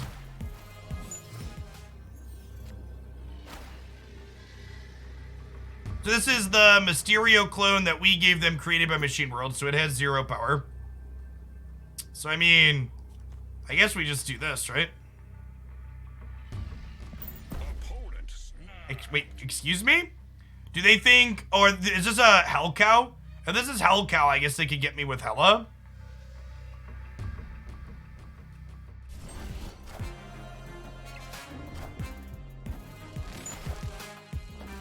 Oh, they're Hella and they also have Death. Okay, that's a bad beat.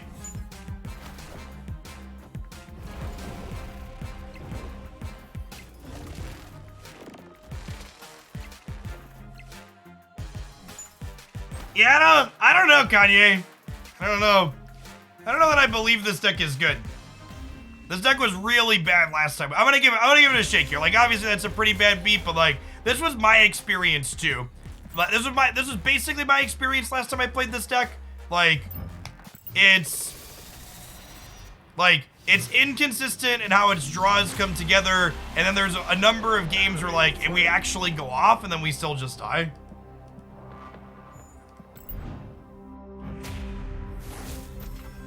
Hey, tips for people stuck around rank 70. Yes, leverage your snaps better. At some point, chat, I will have collected every pixel card. And I'll be happy. But today is not that day. Today we get another pixel variant. Today we get another pixel variant.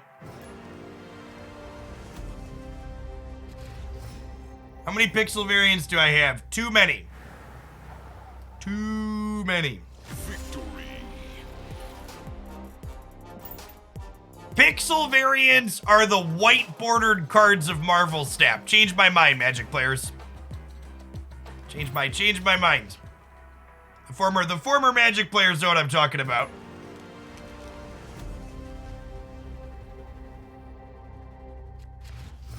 They are absolutely hideous, but some people will still defend them as being nice. And that's their prerogative, chat. You're allowed to like ugly things.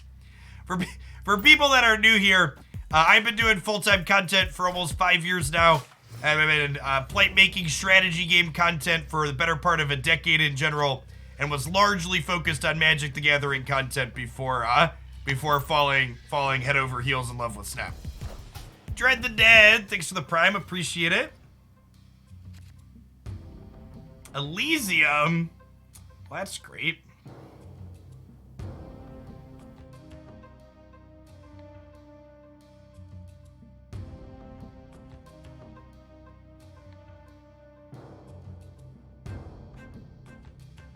So Elysium actually makes our plan to wave at the very end a bit worse.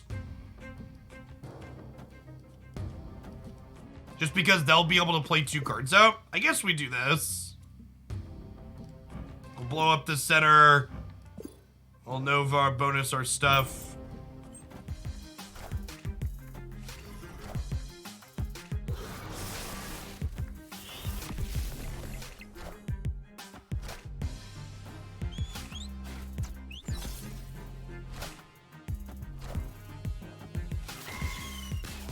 So the problem with playing Chavez in this deck is this deck really wants to draw Death by the last turn. So Chavez makes your early turns more consistent, but she actually makes you 3% less likely to have your key card if you're looking to draw that key card on turn 6. And if you're interested in how cards like Chavez and Domino impact your draw probabilities, check out my math video here. I think I'm chilling for now.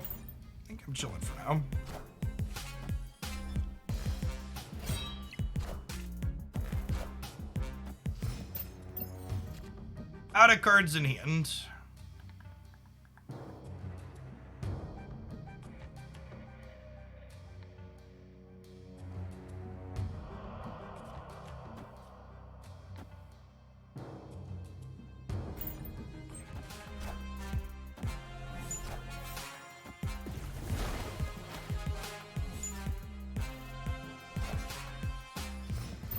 Hey, played Apocalypse out. Okay.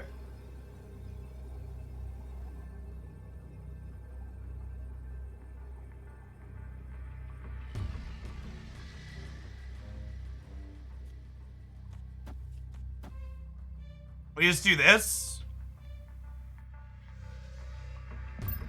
They get to play 2 cards out. It's probably fine.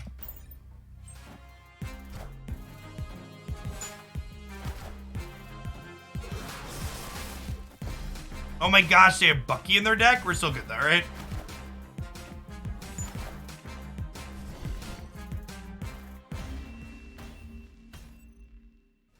So, Kanye, I don't think what my opponents are afraid to play against is a good measure for whether or not a deck is good.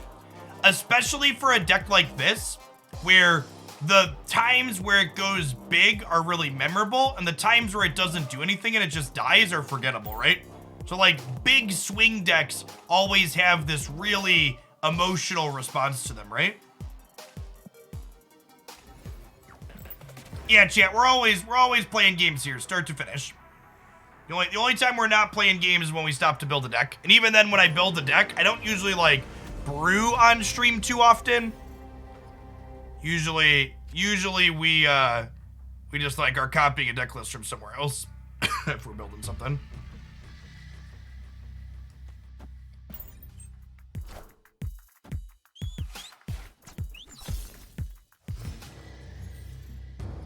Spending max amount of money per day. How many months do you have to play to get a full account? You can find out the answer to that question and more in the All Cards video here, where I break down how long it takes for a free-to-play player to get a full collection, how long it takes for a small spender to get a full collection, and how long it takes for a massive Leviathan sea creature like myself to get a full collection.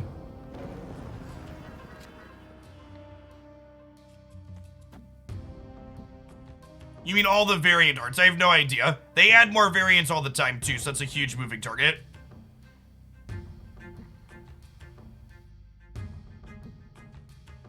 I'm not quite a Kraken, chat.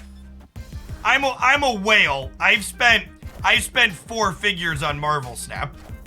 But I'm not quite buy every variant from now until the end of time big.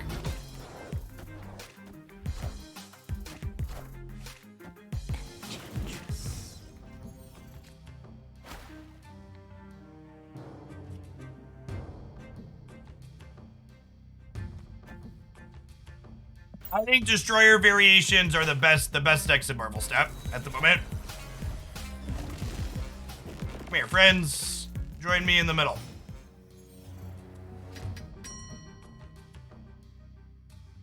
So let's go Carnage into Wave, and then if we draw our copy of Death, we're 25% to draw Death next turn. We're pretty well set up. All right, chat. I would snap here, but we have a coin flip to die in the middle, so...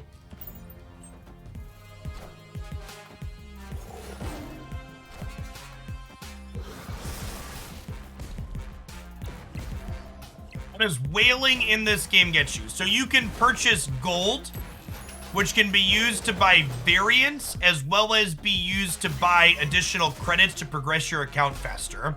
Now, it is worth noting that even if you are spending an incredible amount of money on Marvel Snap-on credits, you still also have to play an incredible amount.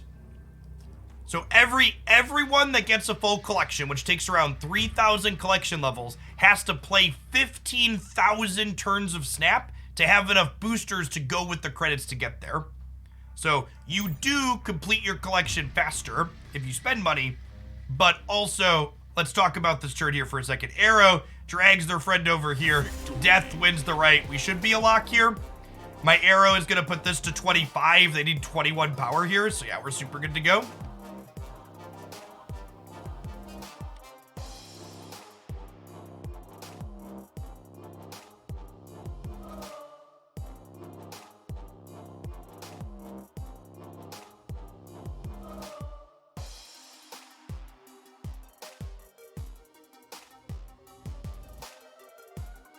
Great.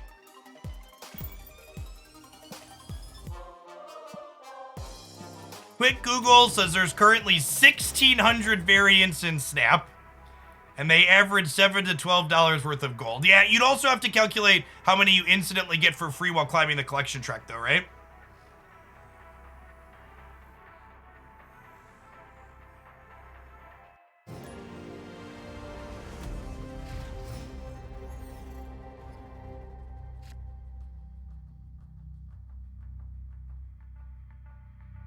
Can't you only get some from infinite splits also? So splitting a card does not give you a variant art of the card. Splitting a card gives you a background or border cosmetic effect. If you want to see what those break down as, I put up a video this morning actually covering all the splits in the game that are possible. What do you think is the average collection level for people that started on launch? You earn approximately 450 collection levels per month from free rewards, but they also front load some extra levels. So 2 weeks in, I'd wager people that started on launch day without spending money are probably somewhere in like the 350 to 400 range currently. They're getting ready to head into pool 3. Would be my rough napkin math estimation.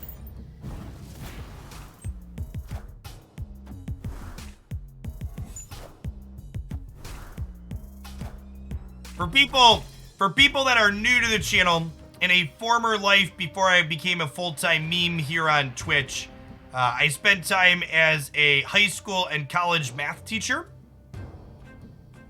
Really need to draw Killmonger this game, chat. I have a graduate degree as well as an undergraduate degree in mathematics.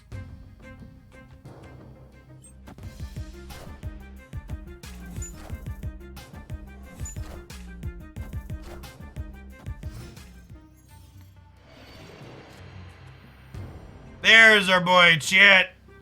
There's our boy. I think I'd rather give them Nova back than give them Killmonger. There's about to be a squirrel-shaped massacre on your screen, chat. Victory.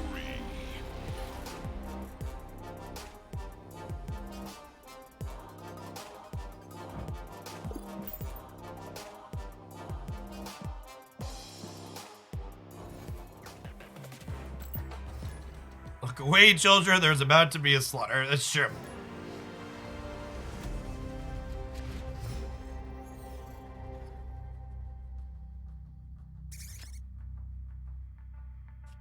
Is there a credit cap? Yes, you can only hold 5,000 credits at a time.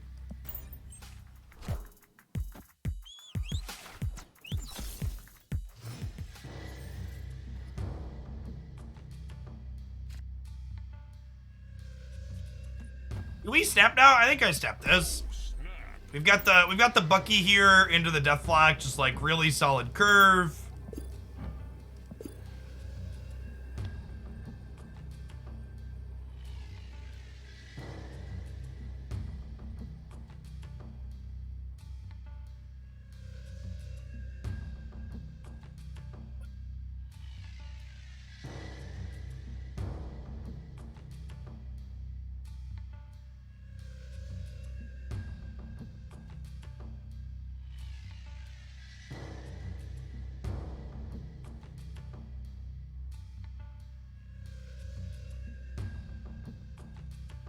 Opponent deciding here. For those that are new, snapping increases the stakes of the game. So my opponent has to make a decision here. Do they want to retreat and wager 1 cube, or do they want to leave, or do they want to stay in and double it up? I think they, well, shit. I think my opponent timed out there. World Ship. One of the more rare locations. Oh my god. World Ship blowing things up counts as them being destroyed for death. Today I learned. Today I learned. Doesn't just destroy the location, also destroys the cards. Lovely.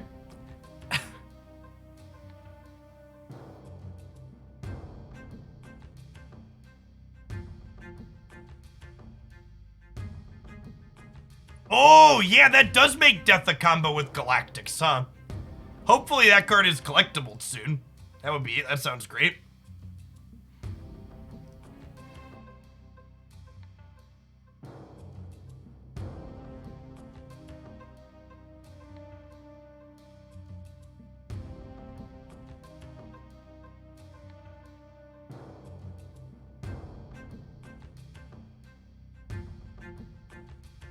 Yeah, I think our opponent is unfortunately DC'd.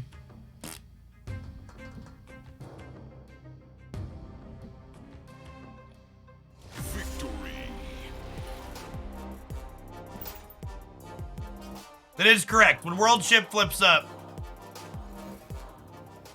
Yesterday Galactus is a random card from a random location. I thought it was in the game already. I did exactly this and destroyed locations of cards. Yeah, so Galactus and Thanos are cards you can get from random generation currently, but they're not collectible. You can't put them in a deck. So like I have a full Marvel Snap collection at collection level 6,000 plus, but I don't have access to that card yet.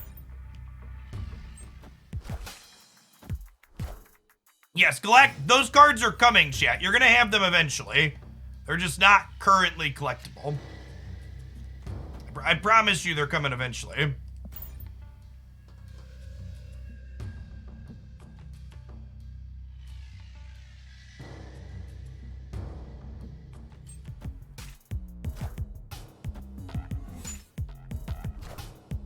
Zero into Domino.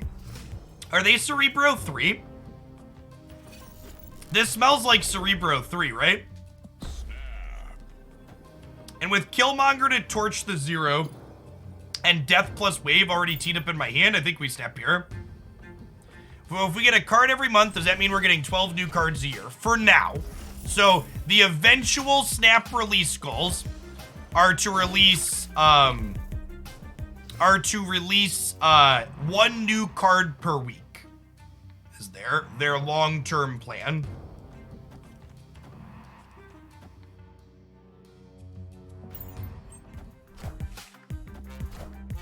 Yes, one card per week. So about 52 cards per year.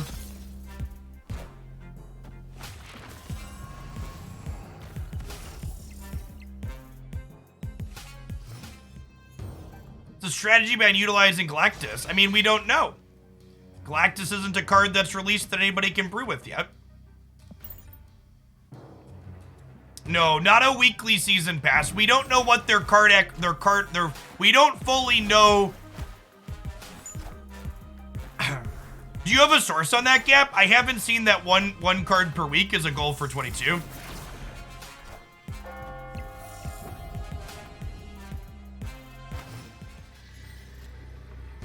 Okay, and then we just go Death and Magneto here and they're super dead, right?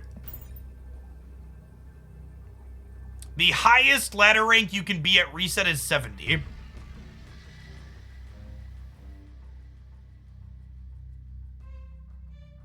Victory.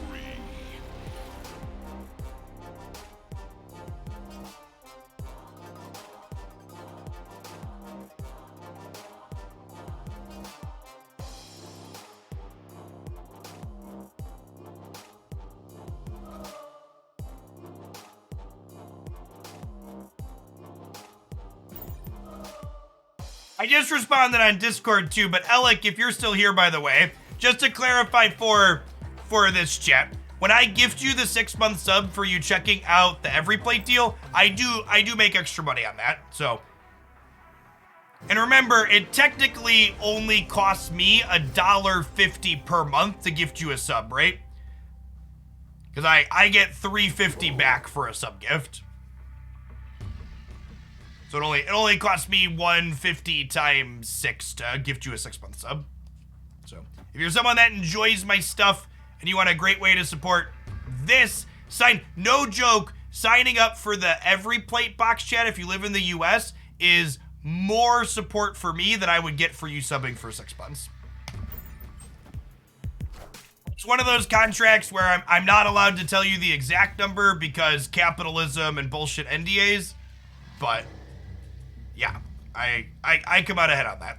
So if you enjoy my stuff and you want to support it, you live in the US, you want to get some sweet meals. The meals are genuinely good. My wife and I subscribe to Every Plate past them sponsoring my stuff to get extra meal stuff from them. Is there a cap for gold? There is not, because gold is the premium currency that you can buy with your credit card. There is only a cap on credits. Wind, aid my hand. Deathlock staring at me awkwardly here. I do, yeah. I live in Bloomington.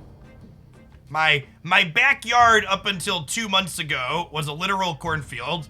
Oh, they just dug up half that cornfield to build more houses. Are my favorite meals. I really like, I'm a vegetarian, so I really like their chickpea-based meals. It's one of my favorite non-meat proteins. Code's running for the next 2 weeks, Boneless. But if your sub is running longer than that, you can collect the gift sub afterwards, after your current sub expires. All right, well, I mean, I guess we arrow the one place we can arrow.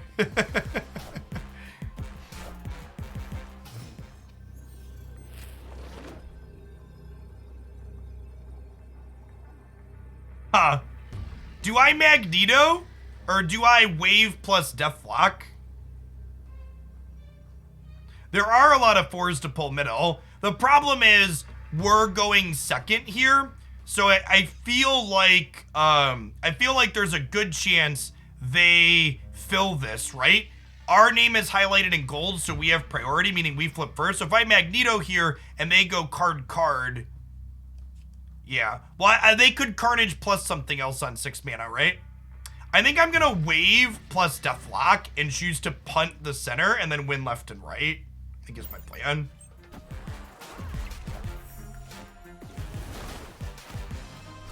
Yeah, and they did exactly what we expected them to do here.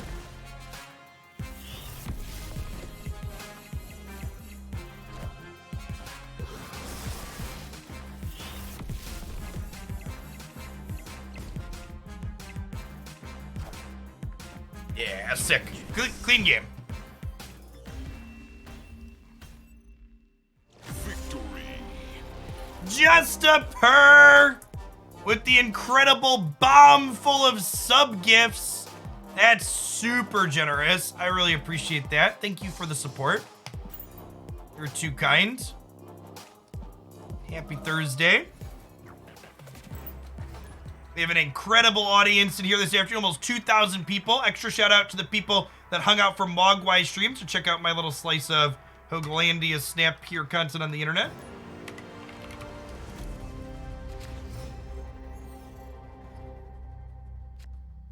I plan to stream as long as I can today, which is until about 10 after 5, because my daughter's daycare closes at 5:30.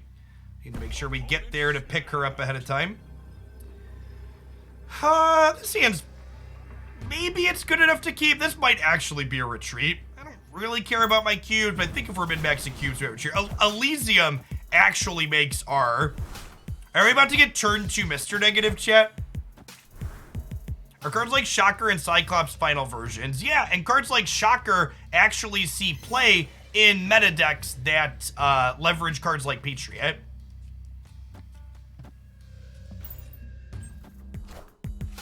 I think we're about to get turn 2 Mr. Negative, chat. I don't know that my hand was good enough. Oh, turn 2 Wong. Okay, that's also, like, not great for us. Things that are also less than ideal for our hero.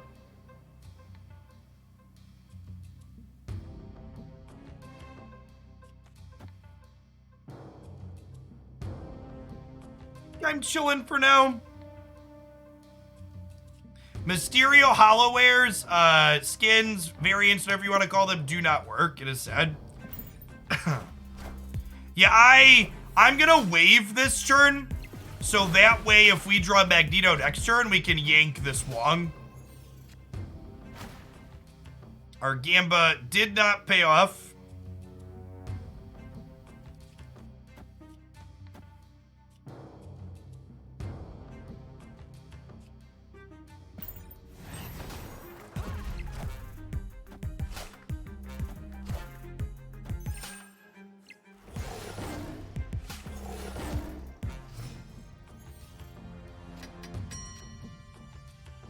Hit pull 3 this morning and got the worst cards, Kingpin and Viper. Both those cards are playable.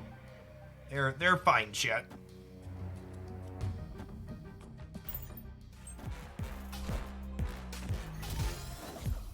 Armor, huh?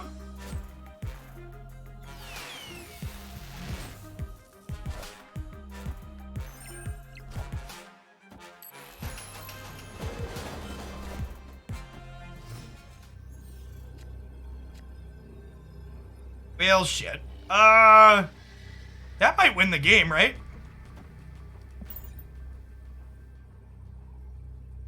I think that wins the game.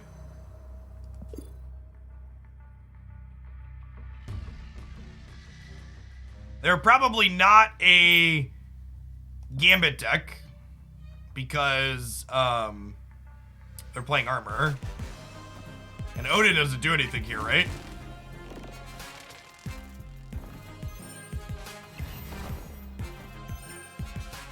Yeah, sure.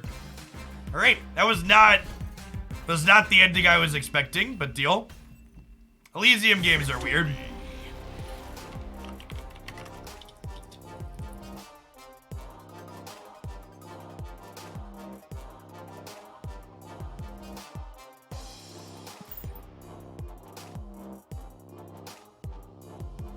Death, another one of those cards I just don't have a split on yet. Haven't played enough with her. We could work on changing that here. Hey, Virtual Realism, thanks for sticking around for some Snap, man. Appreciate the 27 months. Welcome back.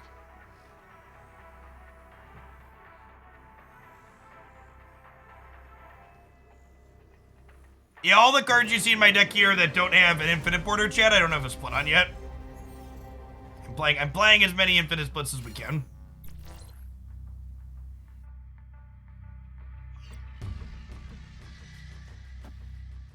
I don't think our deck plays into Mojo World particularly well. If we do a deck after this one, and we probably will, we will play some Sarah. All right, that's enough of that one. Escaped. That'll do.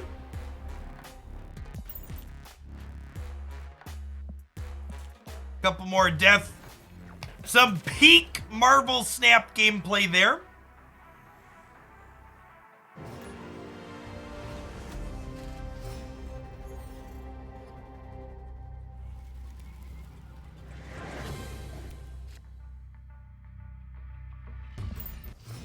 For those that are new to Snap, by the way, if you type exclamation point and then a card name in chat, the bot will not only tell you the rules text of the card you are typing the name of, it will also tell you what card pool that card is contained within. Good way to find some information if you're looking for it. I try and zoom in on things as we play them a lot of the time, but sometimes I miss things. Baron Mordor draws us a card, but then sets its cost to 6. Killmonger is very expensive now. Hood into Carnage here is kind of insane. And the Cloning Bats copies back the original cards to my hand here. Oh, wait. But my hand is full, right? If I do this, I actually won't get a Carnage back to my hand. I'll just get a Hood and a Demon. That's sad. Daily Bugle kind of screwed us up here a little bit. I think we still just do this, though, right? Because Demon Hood is still fine. It would have been nice to get a 6-power Carnage, but... Baron, I guess Baron working to fill our hand too along with Daily Bugle. Can Baron draw actual 6-cross cards? Yes, and when he does that, he basically just didn't do anything.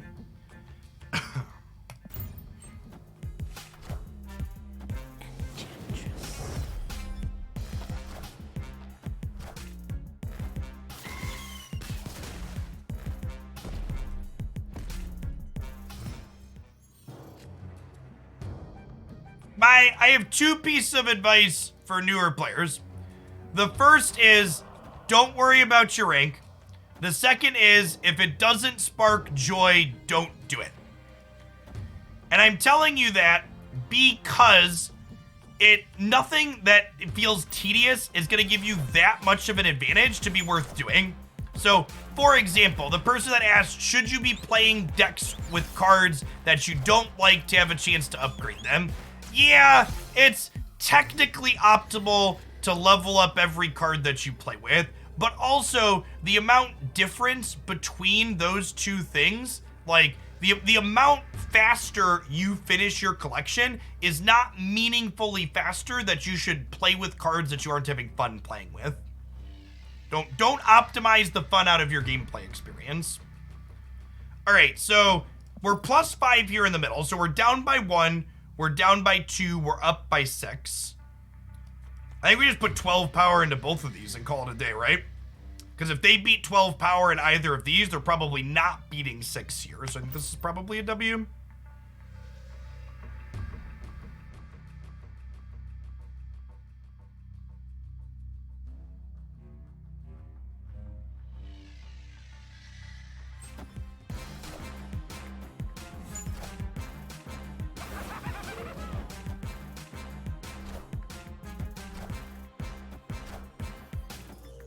We're good, right?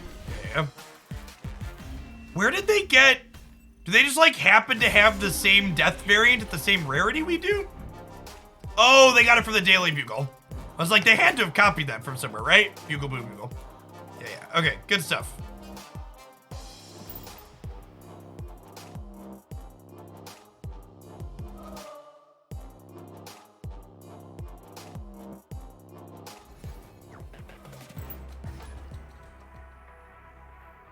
Our best deck from Pool 2. My favorite decks from Pool 2 can be found here.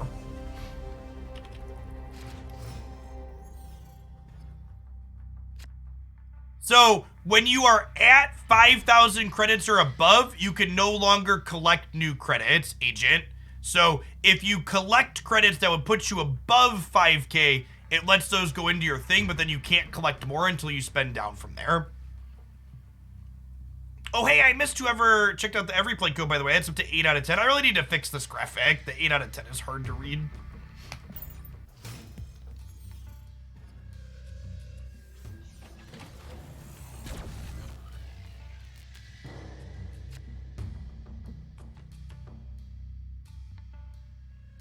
Project Pegasus really doesn't do anything for us here, right? I guess we get to do this.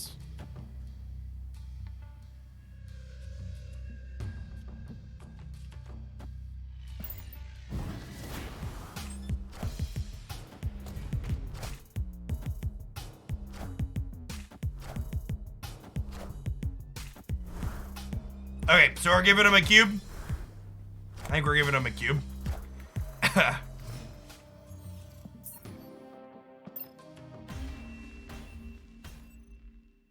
Escaped.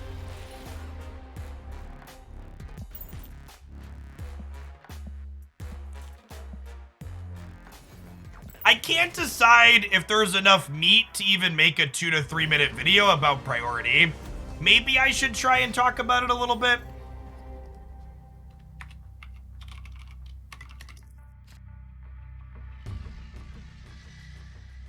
Maybe we can get enough in there. It's definitely... I mean, it's something people ask about, but it's just like one of those things where it's just like, the priority is you... Like, it's just like, it's 2 lines, right? But maybe having one for reference is good. And that's one of those things where it feels like it should just be a command. Like, we have a command that explains priority. A YouTube short. Chat, I am over 30. I cannot make vertical videos, okay?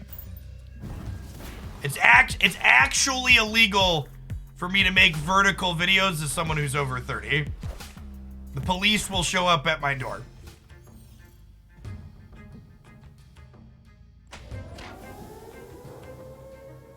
Okay, so I'd rather Carnage gobble these up than Deathlock. Shame that D-Man got tagged by Icebox. We can play that out this turn too.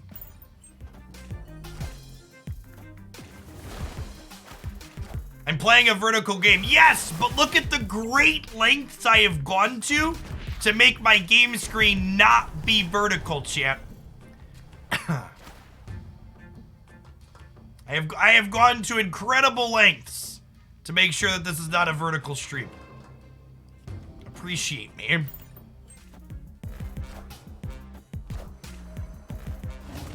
Oh my gosh, we're gonna lose to the Agatha deck, chat. Hardcore Agatha Gamer 2. I guess this is just the first split, right? I thought it was gold background for a second.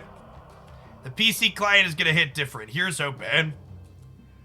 You know what? I should have Magnetoed left or right. So if I drew Bucky, I could Bucky into Deathlock. So I don't have anywhere good to Bucky into Deathlock now, right? Which is pretty unfortunate. And by unfortunate, I mean because I'm stupid. Alright, take your cube, Agatha.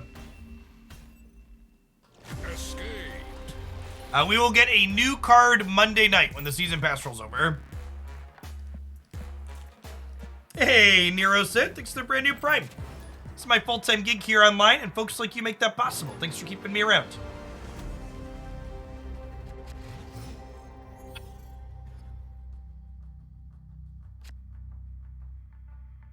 Opponent snapped.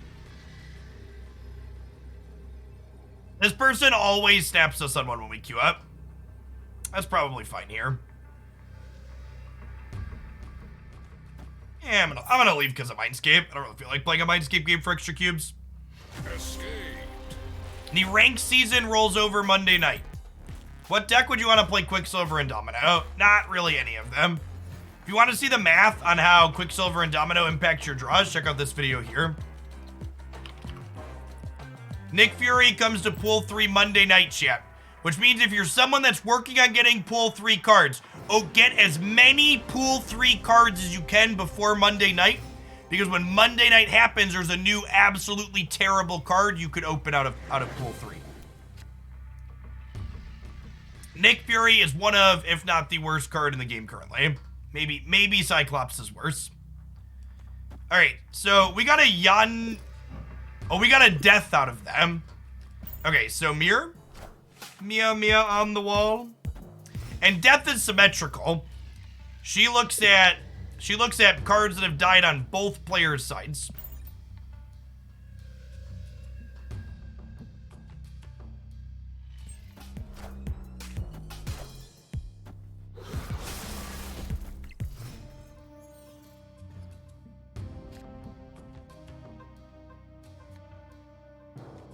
We just Deathlock.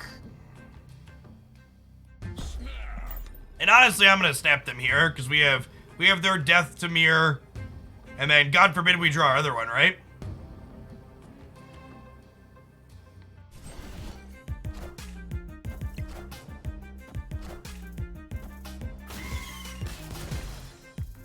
Okay, so they got our hood. Getting their death is probably better than getting our hood, right?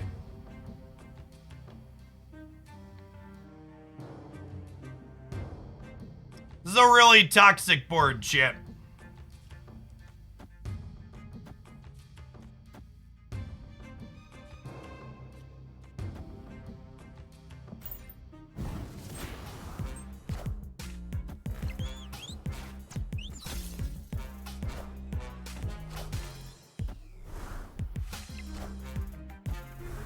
So we're hoping to draw Wave or something that destroys cards next turn. Oh my gosh, that's a Venom. So again, our opponent does not know. Our opponent does not know that we have their copy of Death here.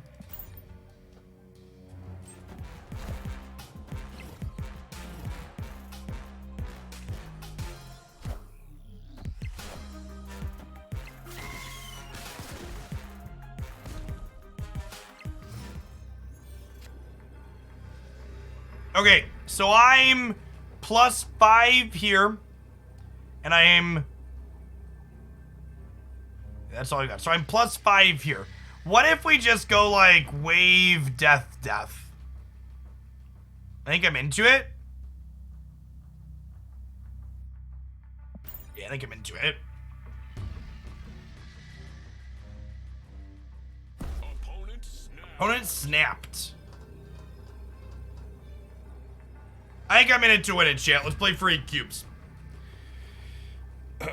Go, go, go, go, Gadget.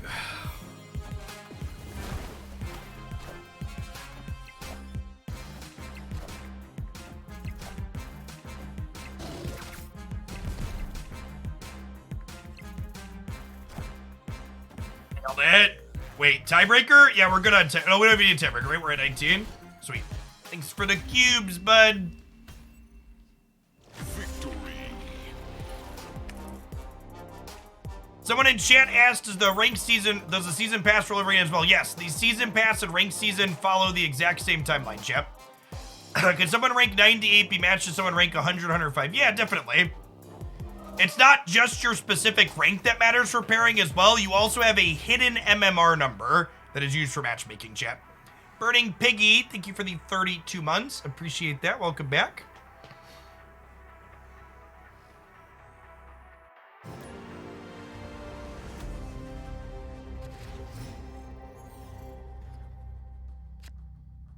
Be a good substitute for Magneto in this deck. Hulk. It's a different BP6 drop.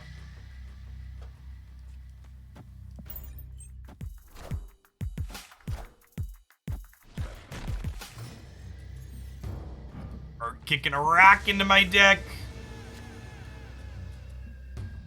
Well, that's unfortunate. Let's actually put the real Mysterio mid, because I probably want to put Yondu over here with the Mysterio clone to eat with the Carnage next turn, potentially.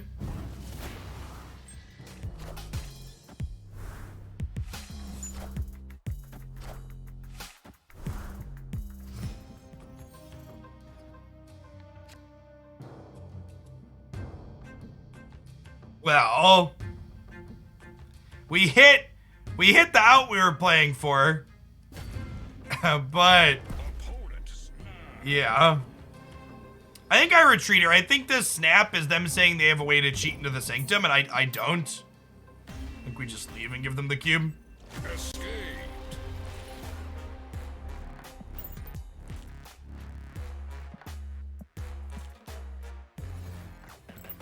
Yeah, and Carnaging Machine World is also not great. How does Mysterio interact with Sanctum? Well, you can't play into it, and Mysterio counts as playing a card to each path.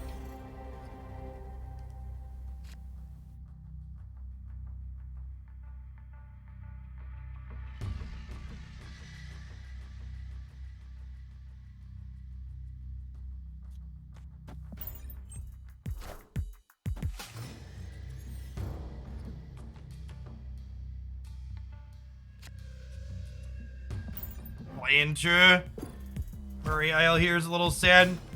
Angela into Asgard is a tough one to beat. Gosh, we're being pulled in so many directions right now. I think I want to fight over Asgard, chat. I think more cards sounds good.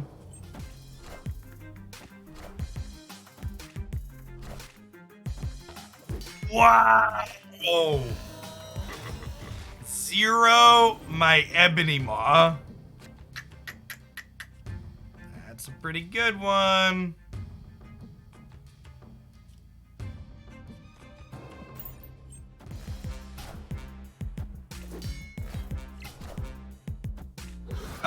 We beat Dracula, right? Because my Carnage is a 7 here. Sweet.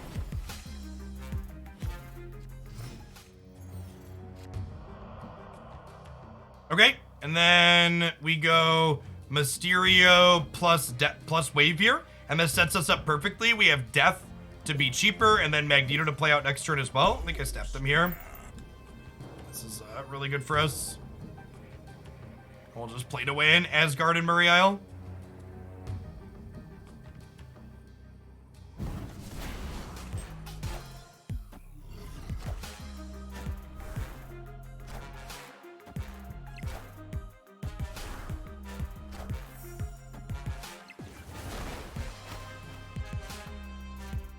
So again, the way Death and Wave interface with each other.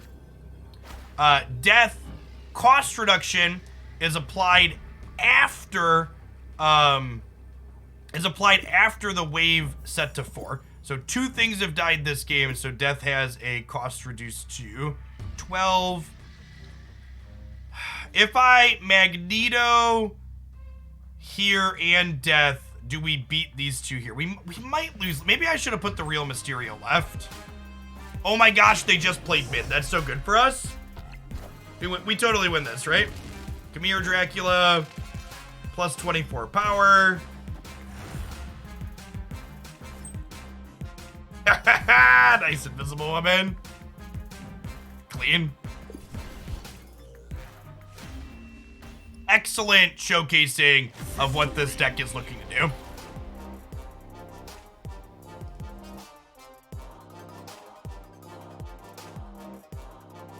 Isn't Venom good in this deck? So Venom takes the power of the things that you're destroying. So it's frequently going to be smaller than Deathlock, because the things you're destroying in this deck are like Mysterio clones and Hoods and Yondus and Bucky Barnes. So Venom-based destroy decks look very different than what this deck looks like. And if you're interested in what Venom-based destroy decks look like, there's a couple of highlights up on the Hoaglandia Snap YouTube channel. Hey, chat. I think we're gonna change decks. For those that are new, I usually try and change decks every 45 minutes to an hour. This looks like another deck from Kanye there in chat, but someone linked it and they asked if we could check this out. So this is a, one second.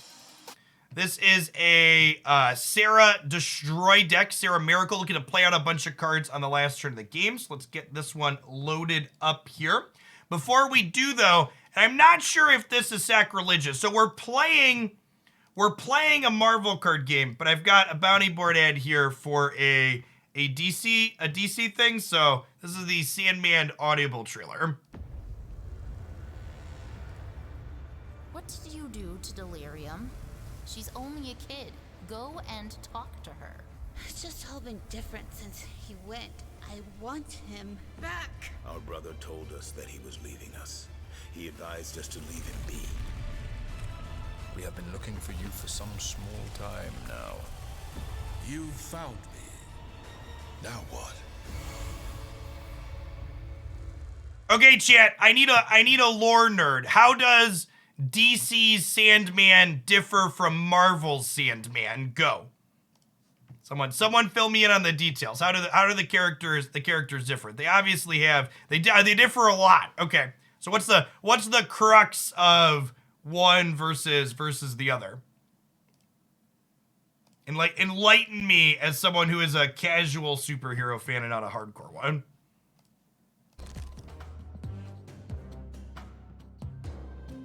The DC Sandman is way better. Okay. That's from chat. Hashtag not sponsored. I'm out of deck slots, chat. What am I deleting? I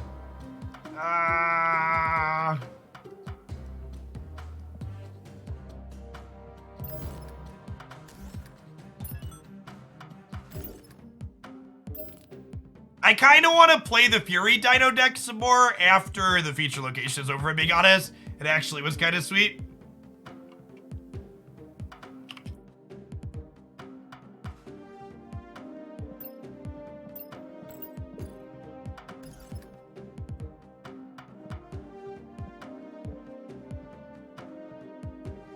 Is Marvel Sandman just super lame, chat? Nobody seems to be defending Marvel Sandman as being cooler than DC Sandman.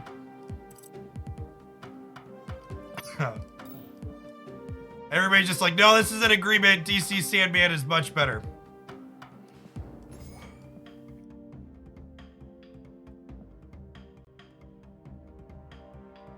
Marvel Sandman is just a minor villain. Okay.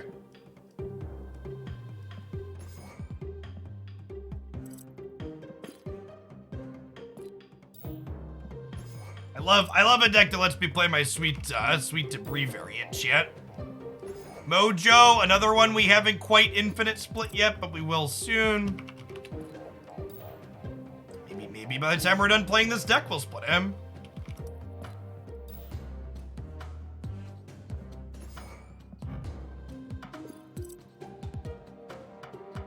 Well, it's been a while since I've played Scarlet Witch. Forgot I had a good variant for her. Bishop.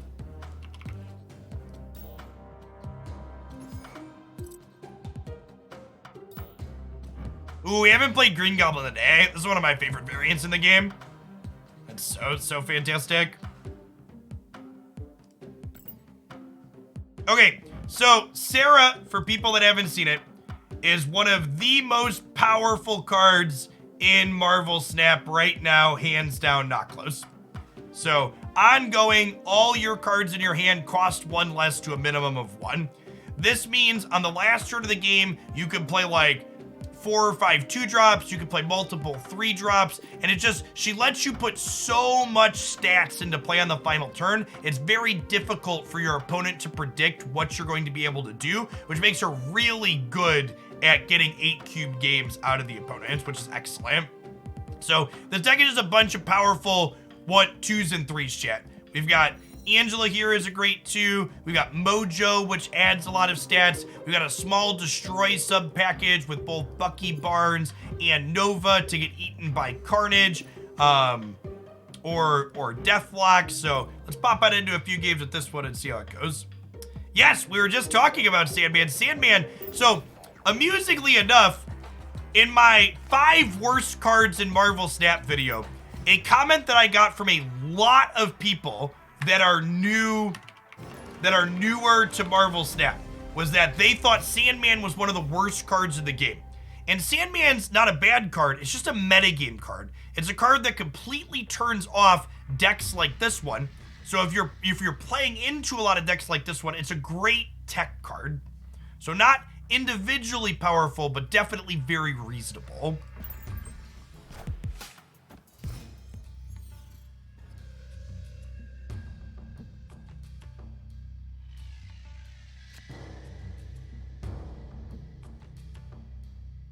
Are we playing Mojo for curve purposes? I don't think so. I think I'm just chilling. Oh, I forgot to update the deck list. I actually can't update it until after the game. So yes, after the game.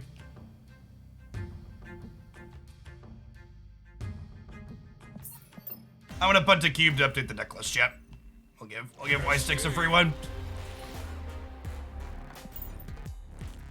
I've done that a couple of times today. Just got so lost in the deck tech, I forgot to screenshot.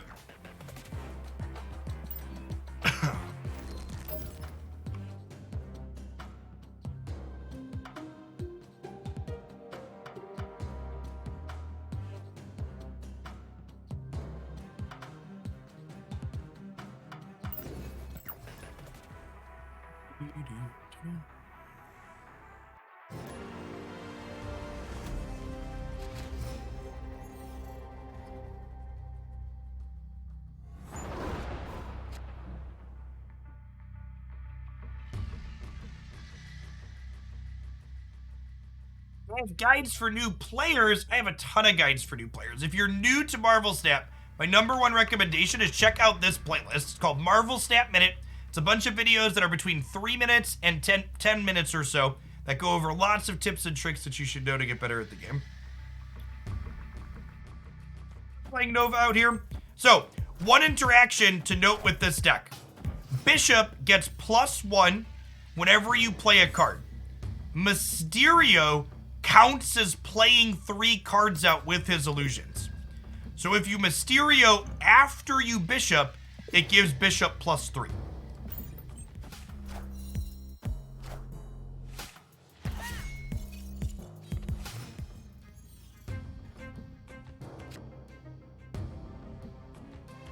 I think I'm fine giving them a copy of Bishop. I mostly don't want to commit Bishop to the same path as Angela, because I want to spread out my 2 higher power cards here.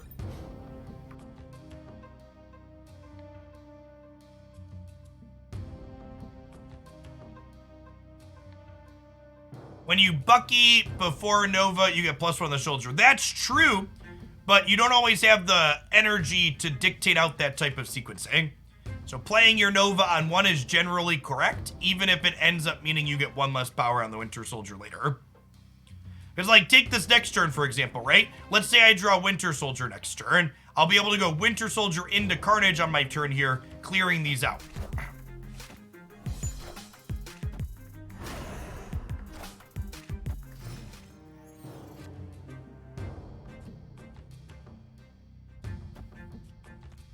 Yes. Yes. Yes.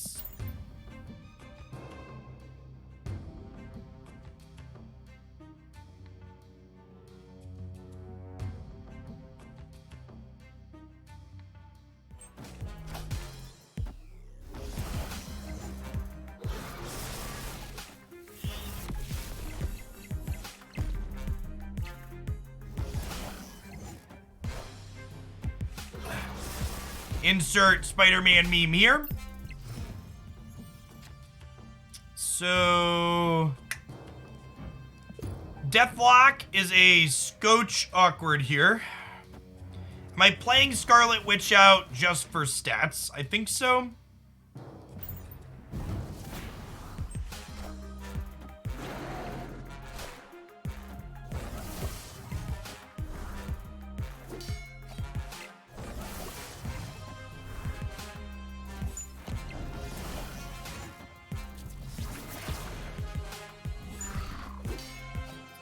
Well, whoopsie poopsie.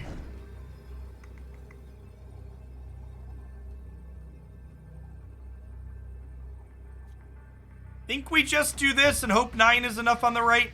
I am plus 5 here, so technically we're up by whatever amount right now. We're up by 4. We're up by 8 over here. 9 with my playing a card out, so let's do it.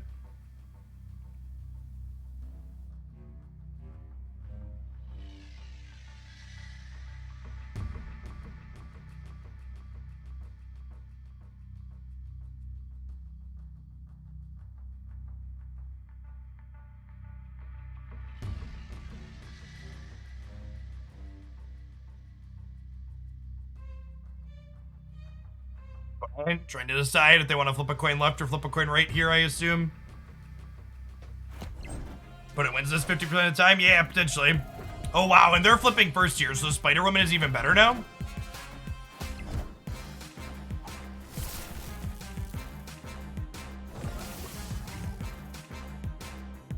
Yeah, got him.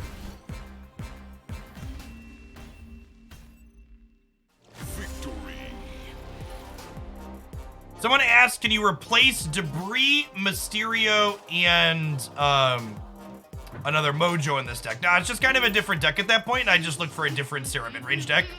What's going on, Jakey Bakey? How was school today? Good. Good? I was running very fast. You were running very fast?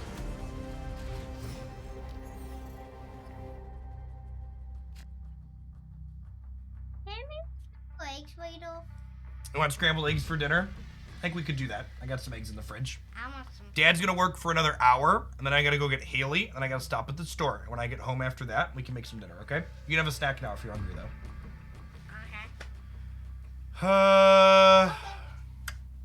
This is probably a spot where we can afford to play Nova after Bucky, right?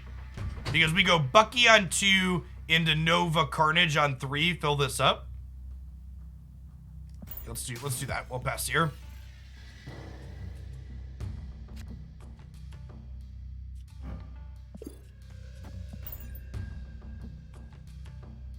This is those times where, like, you see how I think through and structure what my turns are going to be in advance. That's the best way to get better and play faster, is thinking through ahead of time, what do your turns permutations look like? Do we rock now? What if we Debris and then Nova Carnage on 4? Yeah, I like that. I'm gonna snap here too, I think. I'm gonna Debris and then we'll Nova Carnage on 4. A little bit less resource efficient on 4, but it sets the Carnage up to be larger on the left side, which I think is good in terms of being able to trigger Asgard and draw some cards.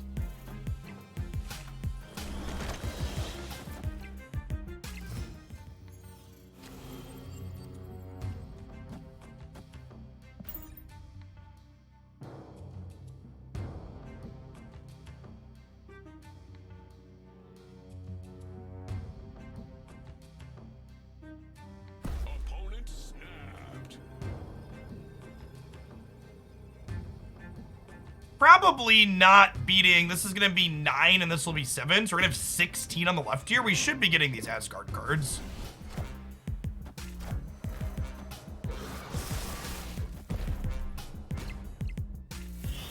And then we have Sarah on 5 here. Oh, we're not getting the Asgard cards. They took them away. Rude.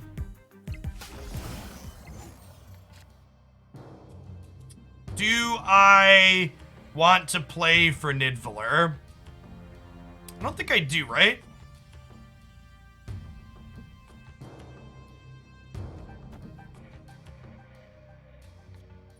I probably want a Sarah left, so that way I could go Angela plus friends in the middle.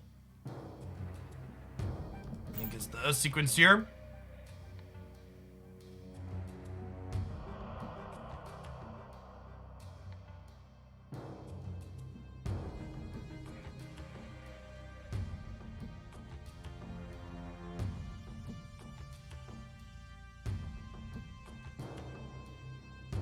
Yeah, our opponent's probably playing the same thing we are, so I guess we'll see if they have Sarah here or not. Our hand's only okay here.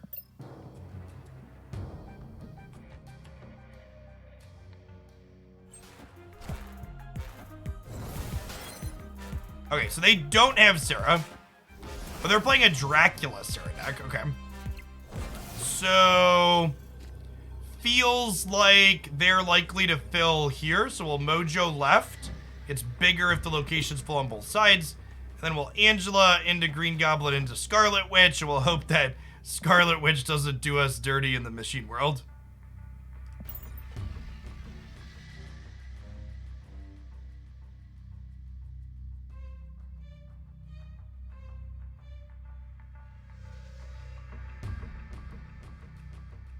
Okay, watch Wanda put us into the bar with no name.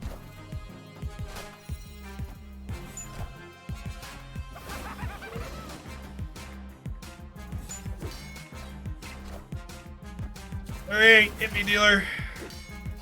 Alright, it's a good neutral one.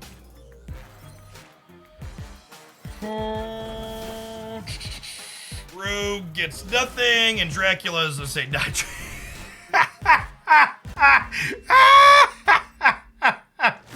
Okay, Dracula discard. We were like favored to win there by a lot, but Dracula discarding the Green Goblin is just a whoo, the solid punch there.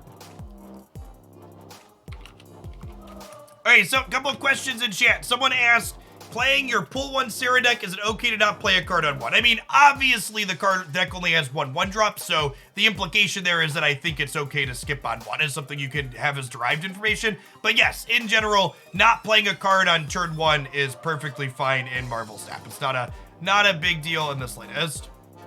Does Mysterio on Machine World give it for the real one is? No, even if you play the real Mysterio on Machine World, the opponent still gets a 0 power Machine World. The random avatars are in the collection caches later on the collection track. So you'll pick those. You'll pick those up just by playing the game. I thought you didn't like Bishop. I have done the unspeakable and copied this deck list off of the internet. So I am playing it card for card to get a feel for how it is. Mysterio does have synergy with Bishop. Because again, and this is why I'm gonna have a short video ranting about this later on YouTube. But like, the number of shit tier lists for cards I've seen in this game is way too high. So many people have rated cards poorly that are super good and playable cards. They just have to be played in a shell where they work well with other things. And rating individual cards in a card game on a tier list is such an awful. It's just like, doing it shows a fundamental misunderstanding of how you should evaluate cards. And I assume that some number of the people that are doing it, they know that to a degree, but they're just trying to generate content to clickbait people. But it's really a big disservice. I think doing things like top 5 videos, like cards that are powerful or whatever, generically powerful, is good. Like, you'll see me do those. But like, rating everything just loses so much important context. All right, so Mysterio across the way here. We'll have to decide going into turn 4, do we want to Scarlet Witch this TVA or not?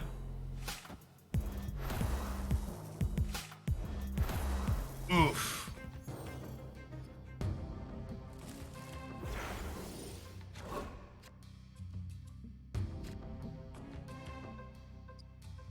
I don't know that we do with those draws, chat. I think with those draws into Deathlock, we're probably winning here. I put these in the wrong order, chat. I put these in the wrong order. My Bucky Barnes thing is going to be one smaller than it should be. Time's up. Time's up. Yeah, I'm just going to Deathlock here. I think we win. Because we're going to have 6 on the left. We're going to have a ton in the middle. And we're going to have 1 on the right. I'm going to snap them. I think we're in a good spot. Someone asked, why doesn't this deck play Venom? Look at this game board. Look at the things that we're destroying. Venom is worse than Deathlock in this deck.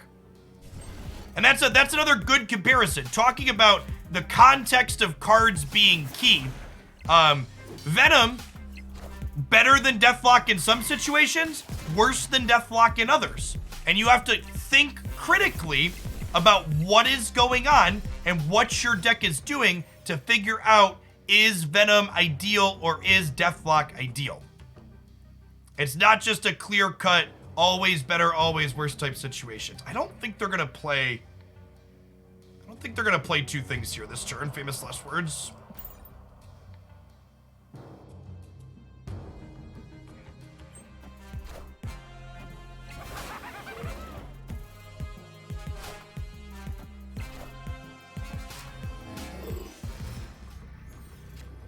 Law, huh? That's an interesting one. Okay, so I think we go Bishop here into Debris here. Because remember, we're +5 over here. And then Bishop will be 2 more. So I guess that only puts me to +5 +2. It only puts me to 8 here. So maybe that's not ideal. Maybe we just go Bishop Debris here. And then Debris fills in these slots for Mojo, right? We don't have a ton of power over here. We're only going to have 6. So there's a chance they'd be... I'm going to stand. I might be right to retreat here.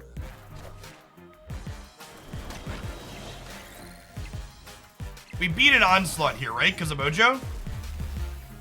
Yeah, sick game. Sick game. So the Debris... Again, someone asked earlier if you could play this deck without Debris. No, she's a key card. Being able to fill in spots to dictate Mojo's going to activate is so powerful in spots like this, especially with cards like Green Goblin too. Like, that was such a sweet game. Good example of the synergies we're leading on here. We also lose that game if Deathlock's a Venom, because Venom's not very good with the cards we're playing.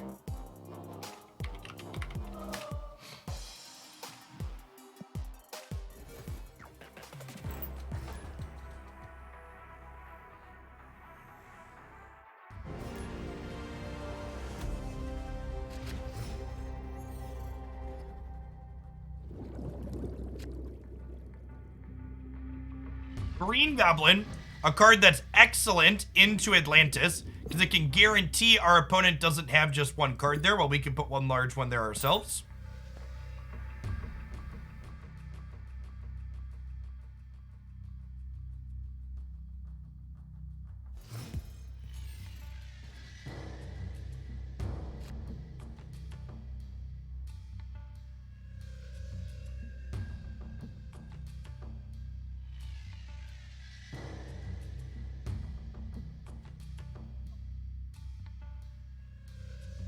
Do we want to Bucky?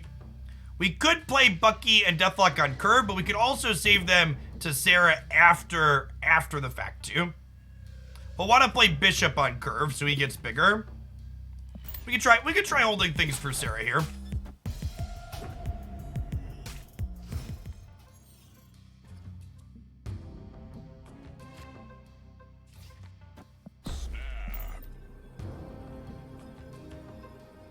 Chat, I am legally obligated to snap Green Goblin into the space turn on 3. I don't make the rules, but I sure as hell have to follow them.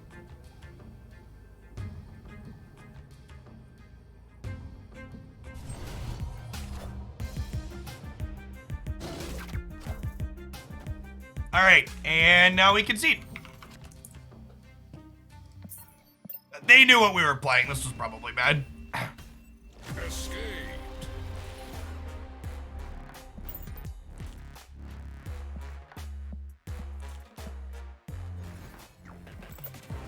Nah, Y6 wasn't ghosting. They just like know how to read their opponent when they snap. When they snap.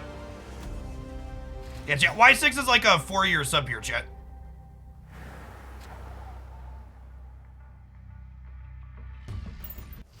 I promise you, when your opponent makes a good call and you're not streaming, you're just playing at home, they're not looking through your bedroom window. They're just better at the game than you are.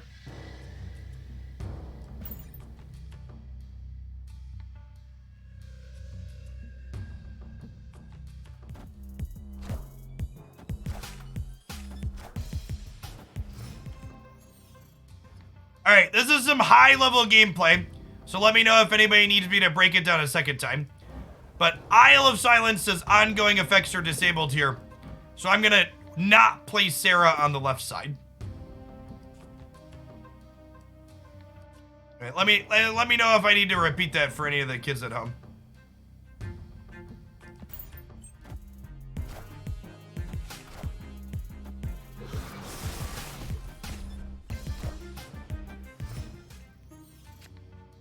We are also going to decline playing Sarah in the center, because if I play Sarah in the center and Deathlock flips up there, I am an immensely sad panda. So this is 1 mana, this is 1 mana, this is 1 mana. These are 2. I think we're supposed to play at least Green Goblin here, right? I guess I could just Deathlock this turn too. Nah, saving Green Goblin as a surprise seems not great. I'm gonna play him left. Kind of signal that we're playing for that location.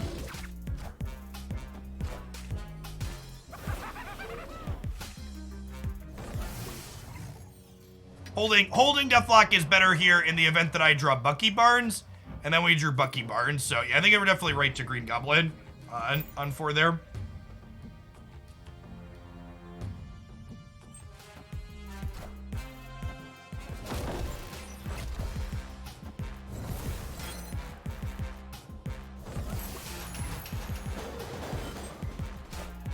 Okay.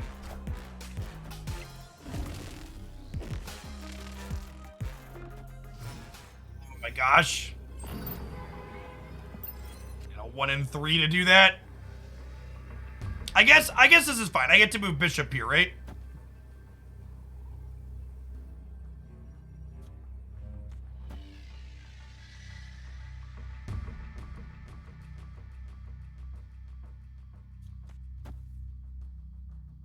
Can't quite play all of our cards here. I think we do this. I think we're likely to end up with a full boat in New York. We're going to have Deathlock plus Bucky Barnes here in the center for 6. And this is going to be 3, and this is going to be 5. Well, I suppose if Angela is only 3, I should actually debris in the center. So that way it gives us the more likely chance to fill in New York in case they only play 1 extra card here. So that way Mojo can pop off on the right. What's that? I'm not snapping because like this game could end like a bunch of different ways. Wind, aid my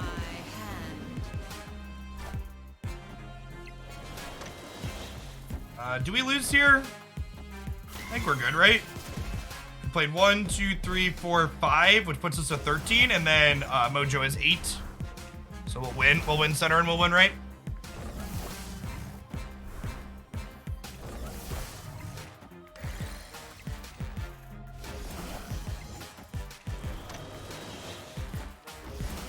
Everybody kick some rocks. Oh, the real Mysterio. Ugh.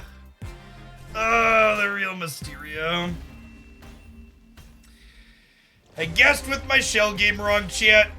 I should have put my shell game over here. Maybe I'm supposed to hedge everything. It's like, and this is why I hate New York, right? Like, it's just a giant coin flip on the last turn. Like, if their Magneto stays center, it's better to have my Mysterio here. So close. This is my least favorite location in Marvel Snap.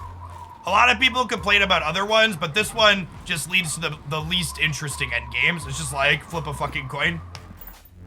Wrestling. I too was a Dragonlance connoisseur growing up. Thank you for the prime, appreciate it. Yes, I feel like New York removes all of the tactical decisions I made over the course of the game. And it's just like, the last turn's actually just this clusterfuck and anything can happen. You might as well just roll some dice and decide where your cards end up at. I dislike New York more than all of the other locations people are listing right now, just for what it's worth.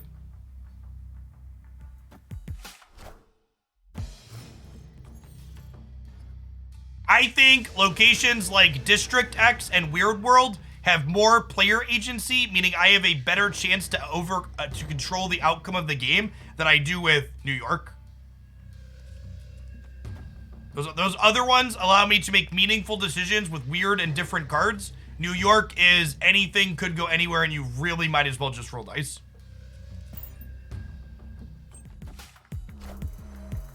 Mysterio should probably be nerfed is the answer to your question. Mysterio should probably be a 4-cost thing, or a 4-power thing. I agree that it is probably too good.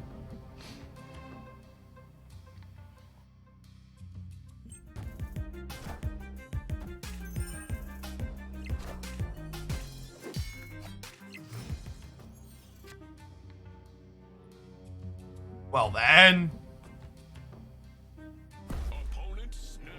Play any fun Agatha decks? Yeah, we play Agatha decks most days. We didn't play one today, because I've only been streaming Snap for like 4 hours today. Shorter Snap stream on Wednesday and Thursday. I think I'm leaving.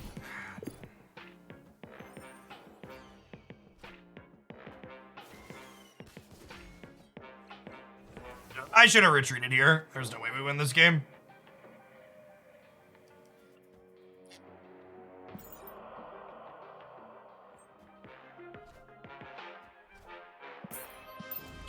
The Destroyer deck is definitely the best deck by a margin right now. 16 stats for 6 resources, while getting to play a plethora of hate cards. Is very, very too good.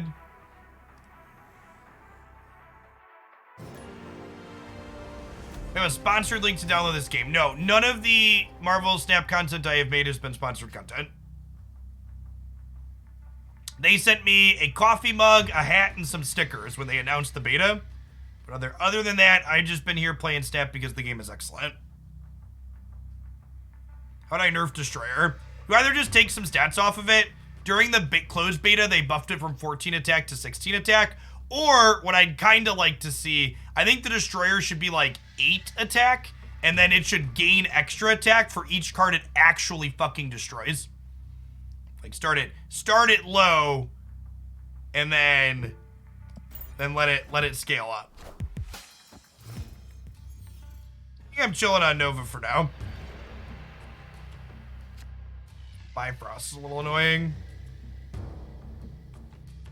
Make it a larger Carnage. Yeah, larger Carnage for every path. It's like the TLDR.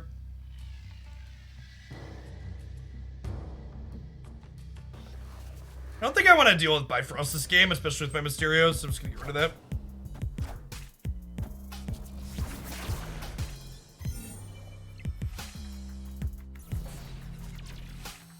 Adam Warlock, actually getting to draw some cards here.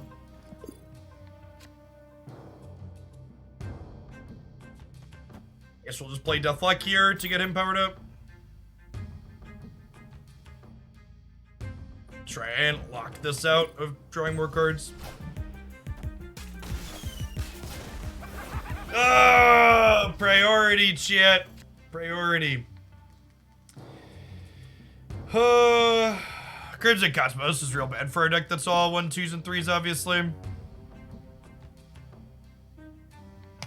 don't know that I like the lack of Killmonger in this deck. Not being able to kill Nova from a different path feels pretty bad, pretty consistently. 3 human years, but like 4 plague months. LOL.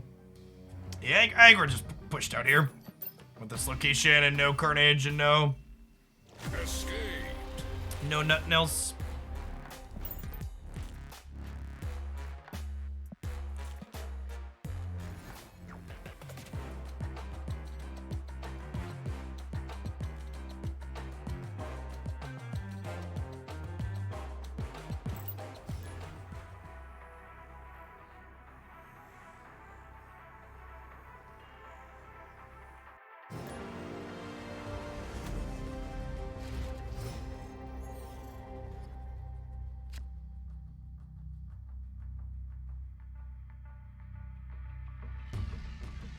Warlock seems hard to use. Yeah, I think Adam's one of the worst cards in the game.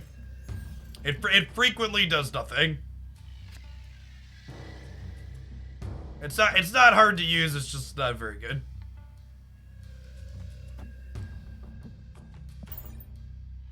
Opponent snapped. With no Sarah in sight, I'm just gonna play our cards out here. I think Elvish Visionary would be busted and every deck would play it. I think Elvish Visionary would probably need to cost 3 mana and have 1 power in this game. Well, you're gonna twist my arm, Green Goblin, into Sinister London.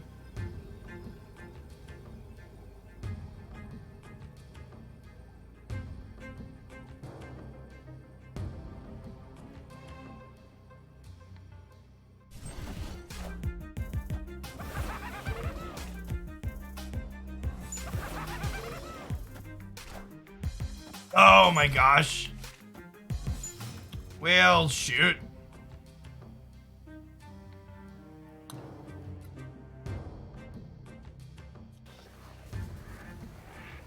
I think I Scarlet Witch Sinister London now before they can try and eat both of these.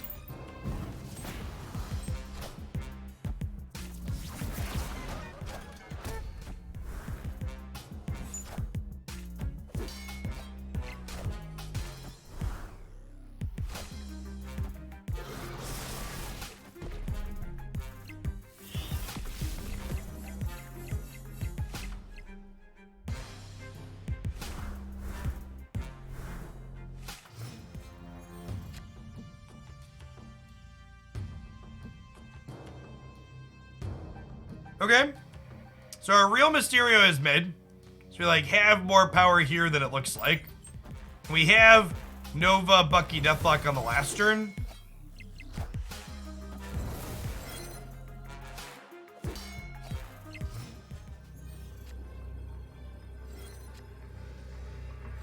Okay. I mean, all things considered, that's a strong sequence here.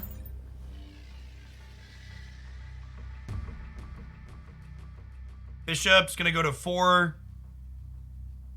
And then we're gonna get to Nova into here. Angela goes to 7. Real Mysterio's here.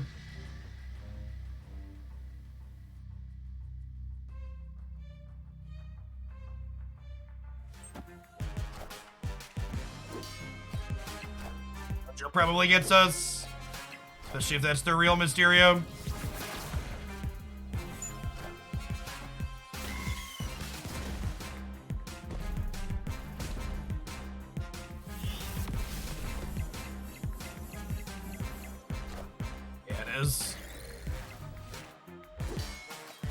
Alright.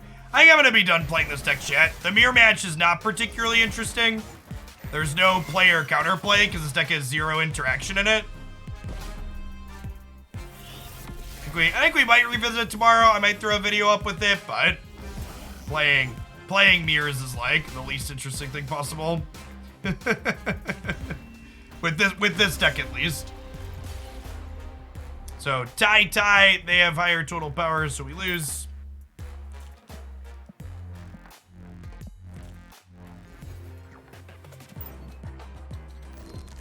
I'll play for the last one. I'm gonna wrap up on some more Machine Dino. I've liked this deck, and we built it to play into the feature location that's gonna be leaving us tonight, so let's do that for the last half hour of the stream here. Thanks everybody for chilling. We had a bunch of new followers and awesome audience all afternoon. For anybody that's new to my stuff, my name is Jeff Hoagland. I stream full-time here on Twitch, and I've also started a Marvel Snap dedicated YouTube channel. You can find me here Monday through Friday during the week. Usually I start about 9 a.m. Central. I go till about 4 or 5 p.m. Central. Marvel Snap is the bulk of the content I'm making these days since this game is excellent. Before Marvel Snap was released, I've spent the better part of the last decade making various strategy content for Magic the Gathering and other card games. Before I fell into full-time content creation here on Twitch, I spent some time as a math teacher and a systems programmer for a Fortune 50 company. Very analytically minded individual in background.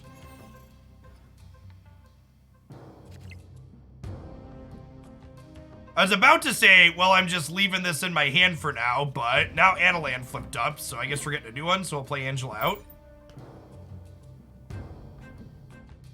I mean, when he said pull 3, I said pool 3, and pools refer to the groupings of Marvel Snap cards and how you collect them on the ladder. If you want to learn more about that, if you're not sure what that means, check out my video here. Breaking down Marvel Snap's pull system.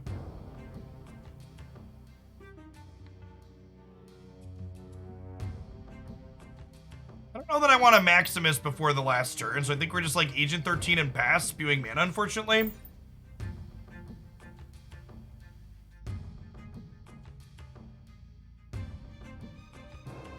Opponent snapped. Or systems engineer. The job that I did, Follow C, was mostly process automation.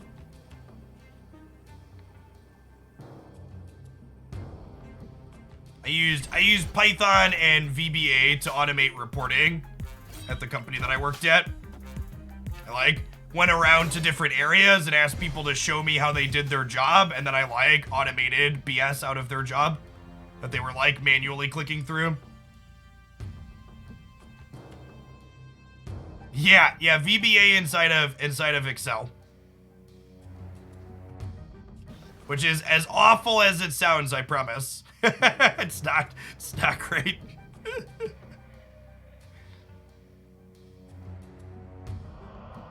Do I show them that I'm Scarlet Witching here? I think so, because I want to be able to Maximus plus something else next turn.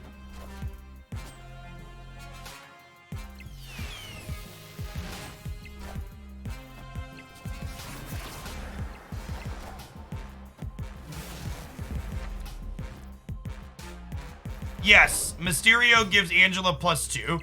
Mysterio counts as playing out cards at all the spots where it plays out. Their deck's actually empty. So my Maximus actually doesn't do anything here. It's unfortunate. And this is just gonna get smaller, so I guess we're retreating. Escaped.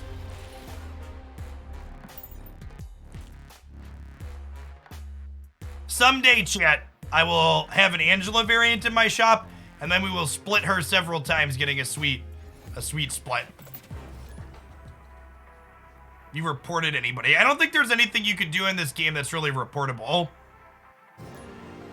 Some people are annoying with emotes, then I mute them, but that's not really something you could report people for. There are some names that slip through that are bad. I believe that. Do I Quinjet on 1? Yeah, I think so. Our chance of drawing another good 2-drop to go Angela into 2-drop, 1-drop is pretty high. I think we Quinjet on 1.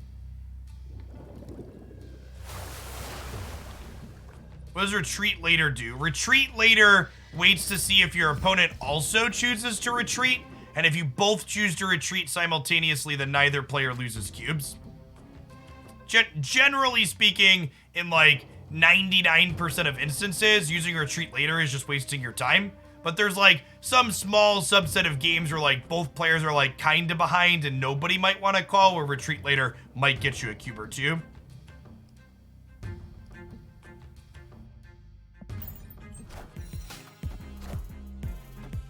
To the person that I just banned that said it's funny they shipped with the report feature but not a friends list or social features, your inability to understand how fucking stupid that comment was makes you not a good fit for my channel culture, so you should leave. Like, I just talked about how I've done software development and process automation, stuff like that. The number of normal people that just have no fucking clue what goes into software development and think they should snap their fingers and have features like that be comparable is mind-boggling. Chat, not opening your mouth is free 99.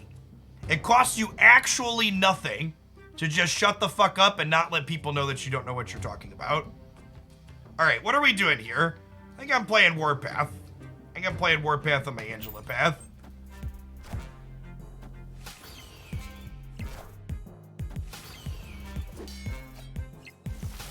Create friends list on start. Yeah, something like that.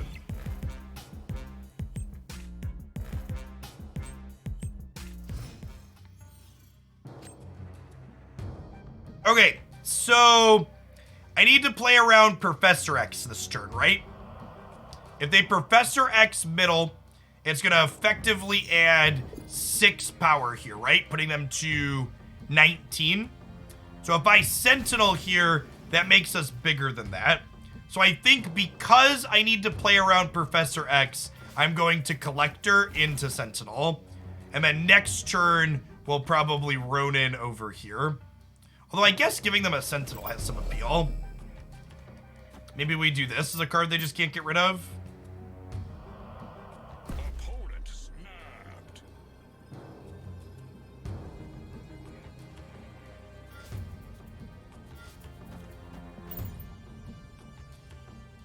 Because Quinjet on the last turn. Quinjet on the last turn will make it so we can Ronan plus Sentinel here. Because Quinjet makes cards that didn't start in our deck cheaper. They elected to Professor X the Bifrost. Do we lose to Spectrum? Spectrum is 8. Spectrum's 14 power if they play her mid, so we've probably lost. And this is why I think the Spectrum ongoing deck is the best version of the Destroyer deck. Because we beat Destroyer here, actually, right? Destroyer would kill all of these, and we'll have more than 16 on the right. We have more than 16 in the middle. But because they could Spectrum here, we actually can't beat Spectrum, which they're 75% to have, so I'm going to retreat rather than give them 2 more cubes. Secret Nimbus, thanks for the prime. Appreciate it.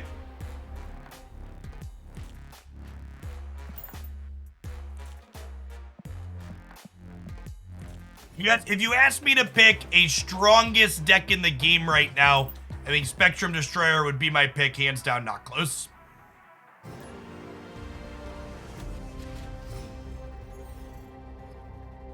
God of Roar, I assume pools 4 and 5 will be some type of way that they're going to introduce new cards gradually over time, so I would be surprised if there's still pool-based matchmaking between pools 4, 5, and 3. Hey, thanks for that, Nimbus. Those Prime subs keep a roof over my head, so thanks for keeping me around to make more stuff. I think I'm chilling on Agent 13 here because we're looking to go like Collector Angela on 2 into the other plus a 1-drop on 3.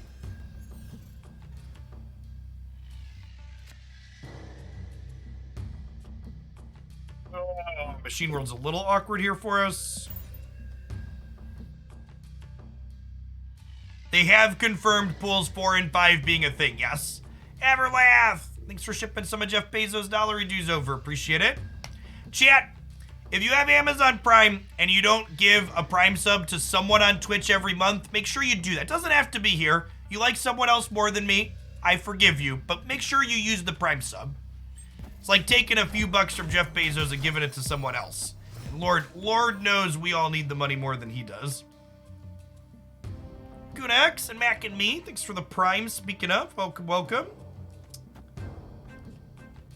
I think this is a Collector into Quinjet, because then we Moon Girl on 4, and then we have a bunch of cheap cards from Quinjet that Moon Girl made. Hey, wait, Justiper, that's like 40 subs today. That is actually insane. That is, thank you. Just to round up to 100. It is a nice round number. Thank you for your absurd support since we pivoted over to Snap In. And Seminole, thanks for the brand new Prime. Appreciate it. All right, so Moon Girl gives us an extra Devil Dino. Our hand's actually really good here. No, they do not intend to do big expansions like traditional CCGs. So Marvel Snap's release goals are to eventually release 1 card per week. Yeah, this is probably a snap, I agree. So we'll eventually get 1 new card per week. 4 to 5 cards per month is their goal. For all the new subs, by the way, if you're into Marvel Snap, and you probably are if you're hanging out in this stream, you should link your Twitch account to your Discord account and make sure you pop on into the supporter Discord server. You got a super active community in there for all things Marvel Snap. I'd love to have you be part of it. You find the Spectrum Destroyer list. I posted a deck list with it on my YouTube channel earlier this week. It actually only needs 1 pull 3 card, just Destroyer. I'm a bit scared of rotations. I assume rotations just aren't going to be a thing. Do I want to Agent 13, chat? I don't really do. I think I'm chilling on this for now. Hey, J Bonds, thanks for the Prime. Appreciate it.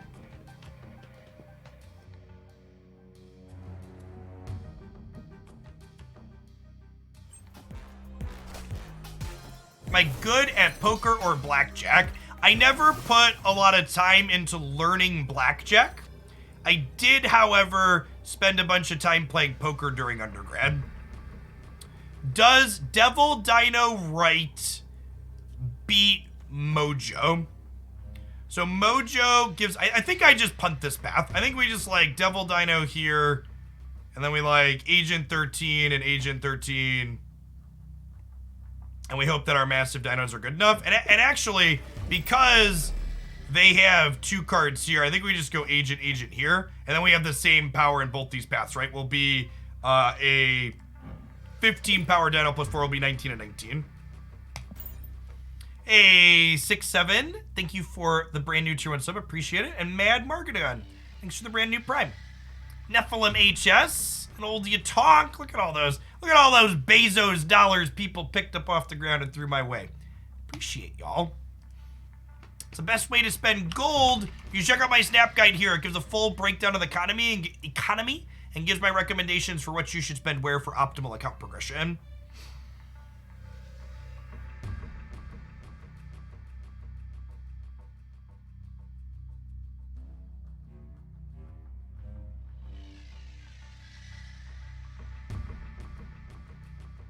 How do I feel about Rogue Right? This is the last turn, so taking their Sarah ability doesn't do anything, right? Victory.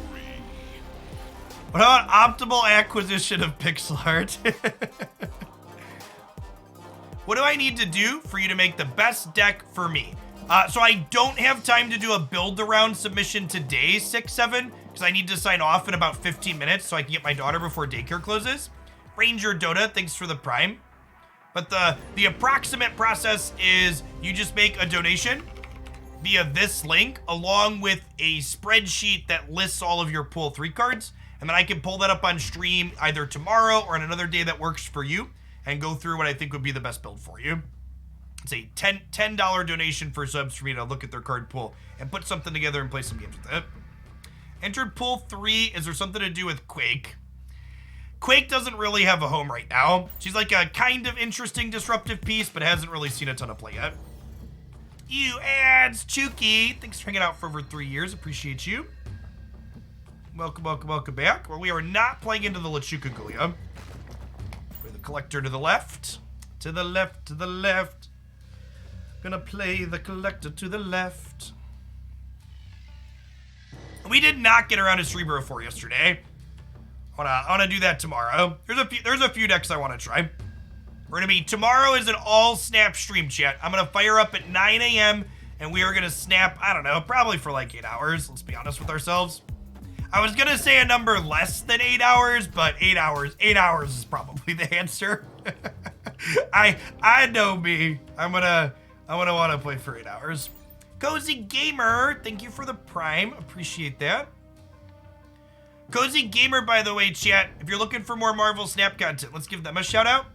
They have some stuff that I have checked out on the YouTubes. I'm sure they do some Twitch streaming as well. If you're looking for other people to poke at and watch content from, be sure to give them a follow. I'm actually not following them on YouTube yet, on Twitch yet. You can click that little heart at the top of the chat and let you follow them. Look how easy that is. So it's so easy, chat. They gave me a Sentinel. Okay, so like, Sentinel into Machine World is like generically kind of good, but like giving my collector in play a Sentinel is like a bold strategy, chat.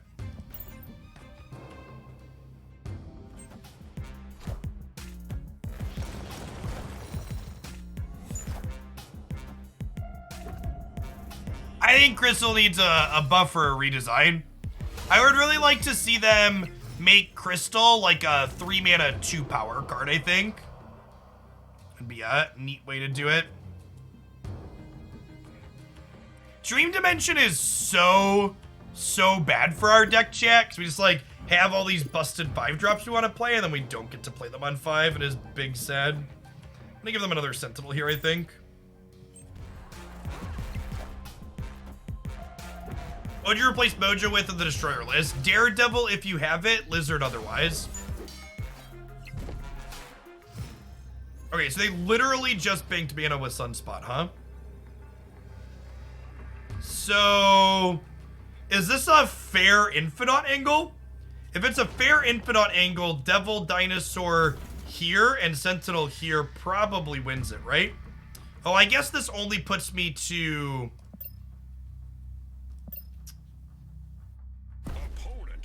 This only puts me to 10 here, and then I'm going to lose the tiebreaker.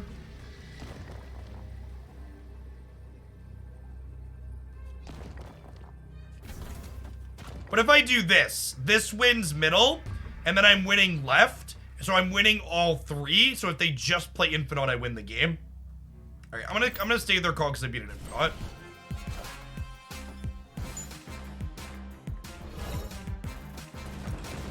As that's such a sweet game, chat. Getting the games where you get to like sit down and figure out like, okay, do I win this deterministically or not? Like, what are they likely to have? What do their plays signify? Now I get to get them. And we were actually 1 over here on the left because they played Infinite into Machine World. What card do I hate the most? Fucking Professor X, chat. If you ask someone who designs Magic the Gathering cards to design a Marvel Snap card, they design Professor X. That card is fucking miserable. Just like every playable Magic card. Every time Professor X flips up, someone loses the game on the spot, basically. And sometimes you lose the game on the spot and your card hoses you. But someone always walks away from Professor X feeling like, damn, I am a salty mother right now. There's always sodium involved with that card.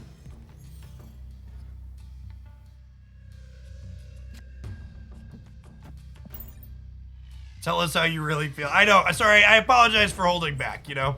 You don't want to scare the children. Hella doesn't care about Professor X. Yes, she does. She can't put cards into his path. She totally cares about Professor X. I think we're dead, right? Mindscape and Adelan, both of these are awful for us. Give him a cube and try again. And this is something that's really important to understand for the new snappers out there. When locations flip up and they're bad for your deck, just leave, chat. You get to mulligan your locations for 1 cube.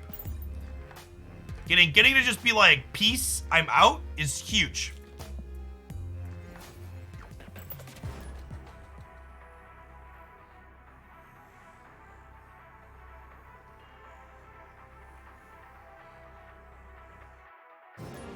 Hey, Crazy Doctor, thank you for the tip. Yeah.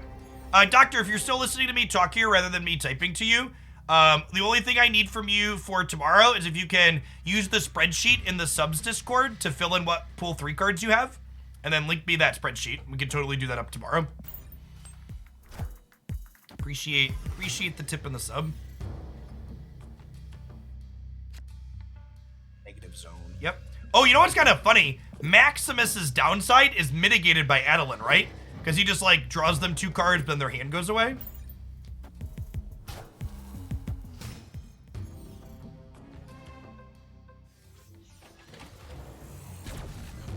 Ooh, piece of candy.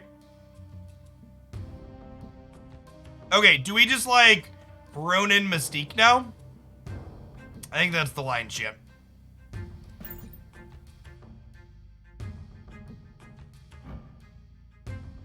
It's 2 for each card in my opponent's hand. So we want Maximus to go back in my deck, so that way we can play this on turn 6 to make them draw up cards to make these 2 bigger.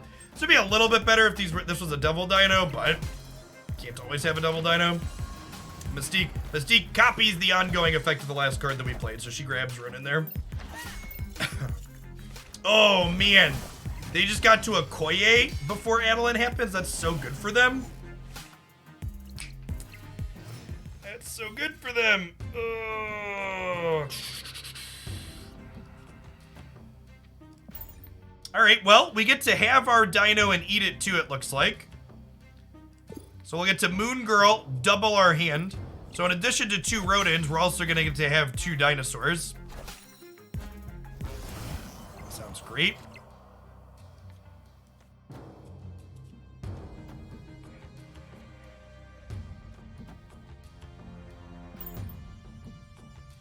Quinjet makes all these things cheaper as well, which is lovely. It's 2 for every card in my hand.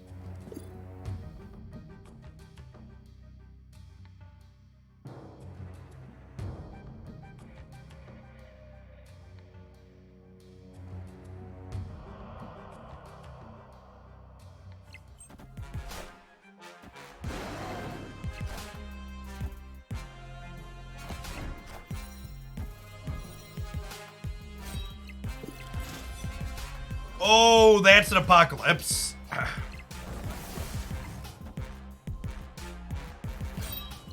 Okay, so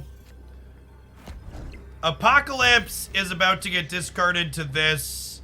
I think that said 13 power, right? So this Dracula is going to be 17 power. And they have 2 free swarms. They have 2 free swarms. And they probably have a Chavez.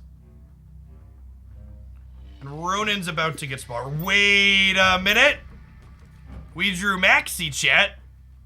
We drew Maxi.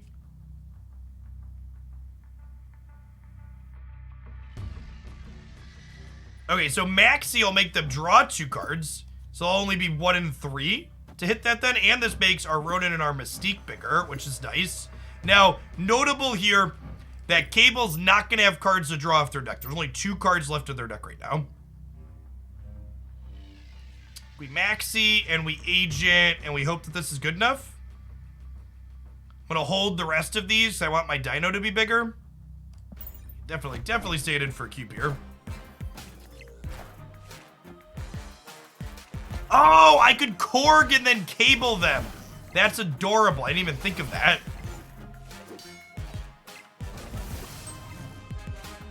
Aha! Colleen Wing! Lovely. What a fun Feel Spark game. I really like this build of this deck. Like, we built it with Ronan and stuff to kind of leverage the feature location, but it's felt plenty good into non-feature location games. Like, Ronan's like a genuinely sweet card, and being able to like Mystique Dino afterwards has been good. We'll probably tool around with this one some more. There's a lot to be had in these double dinosaur shells. All right, chat. That's going to be it for today. I've been live for about 6 hours, which isn't a super long day for us, but I got to go grab my youngest from daycare that closes in 30 minutes. Really appreciate all of the follows. I'm going to be back for a full 8-hour day tomorrow. It's going to be all Marvel Snap start to finish. If you're new here and you haven't checked out my YouTube channel before, just to plug this a little bit, this Marvel Snap Minute playlist. If you're getting into Snap and you want to get up to snuff and you want to know optimal account progression, you want to know how infinity splits work, good decks for pull 2, pull 1, how long it's going to take you to get every card, some Snap theory, how the rank ladder works, all sorts of great stuff in that playlist. There's also lots of deck highlights up here, as well as game news. Every time there's a feature location or a hot location, I put up a video talking about cards that are good into those. And there's also some stream archives up here. You want to check out my past Twitch streams? Those end up on YouTube as well. I'm going to find someone to raid here on Twitch before I sign off. But I am splitting off for the day. Oh, Fresh Lobster streaming. Let's host Lobster. Lobster's great. Excellent, excellent CCG player, chat. Give Lobster some love. Be kind.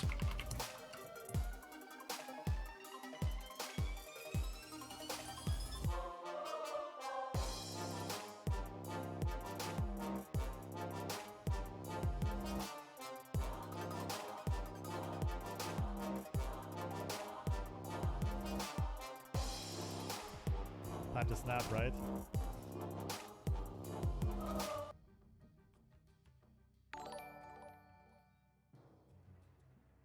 Jeff Hoagland coming in with a mega raid. Thank you so much. Been a while, but good stuff on the snap content.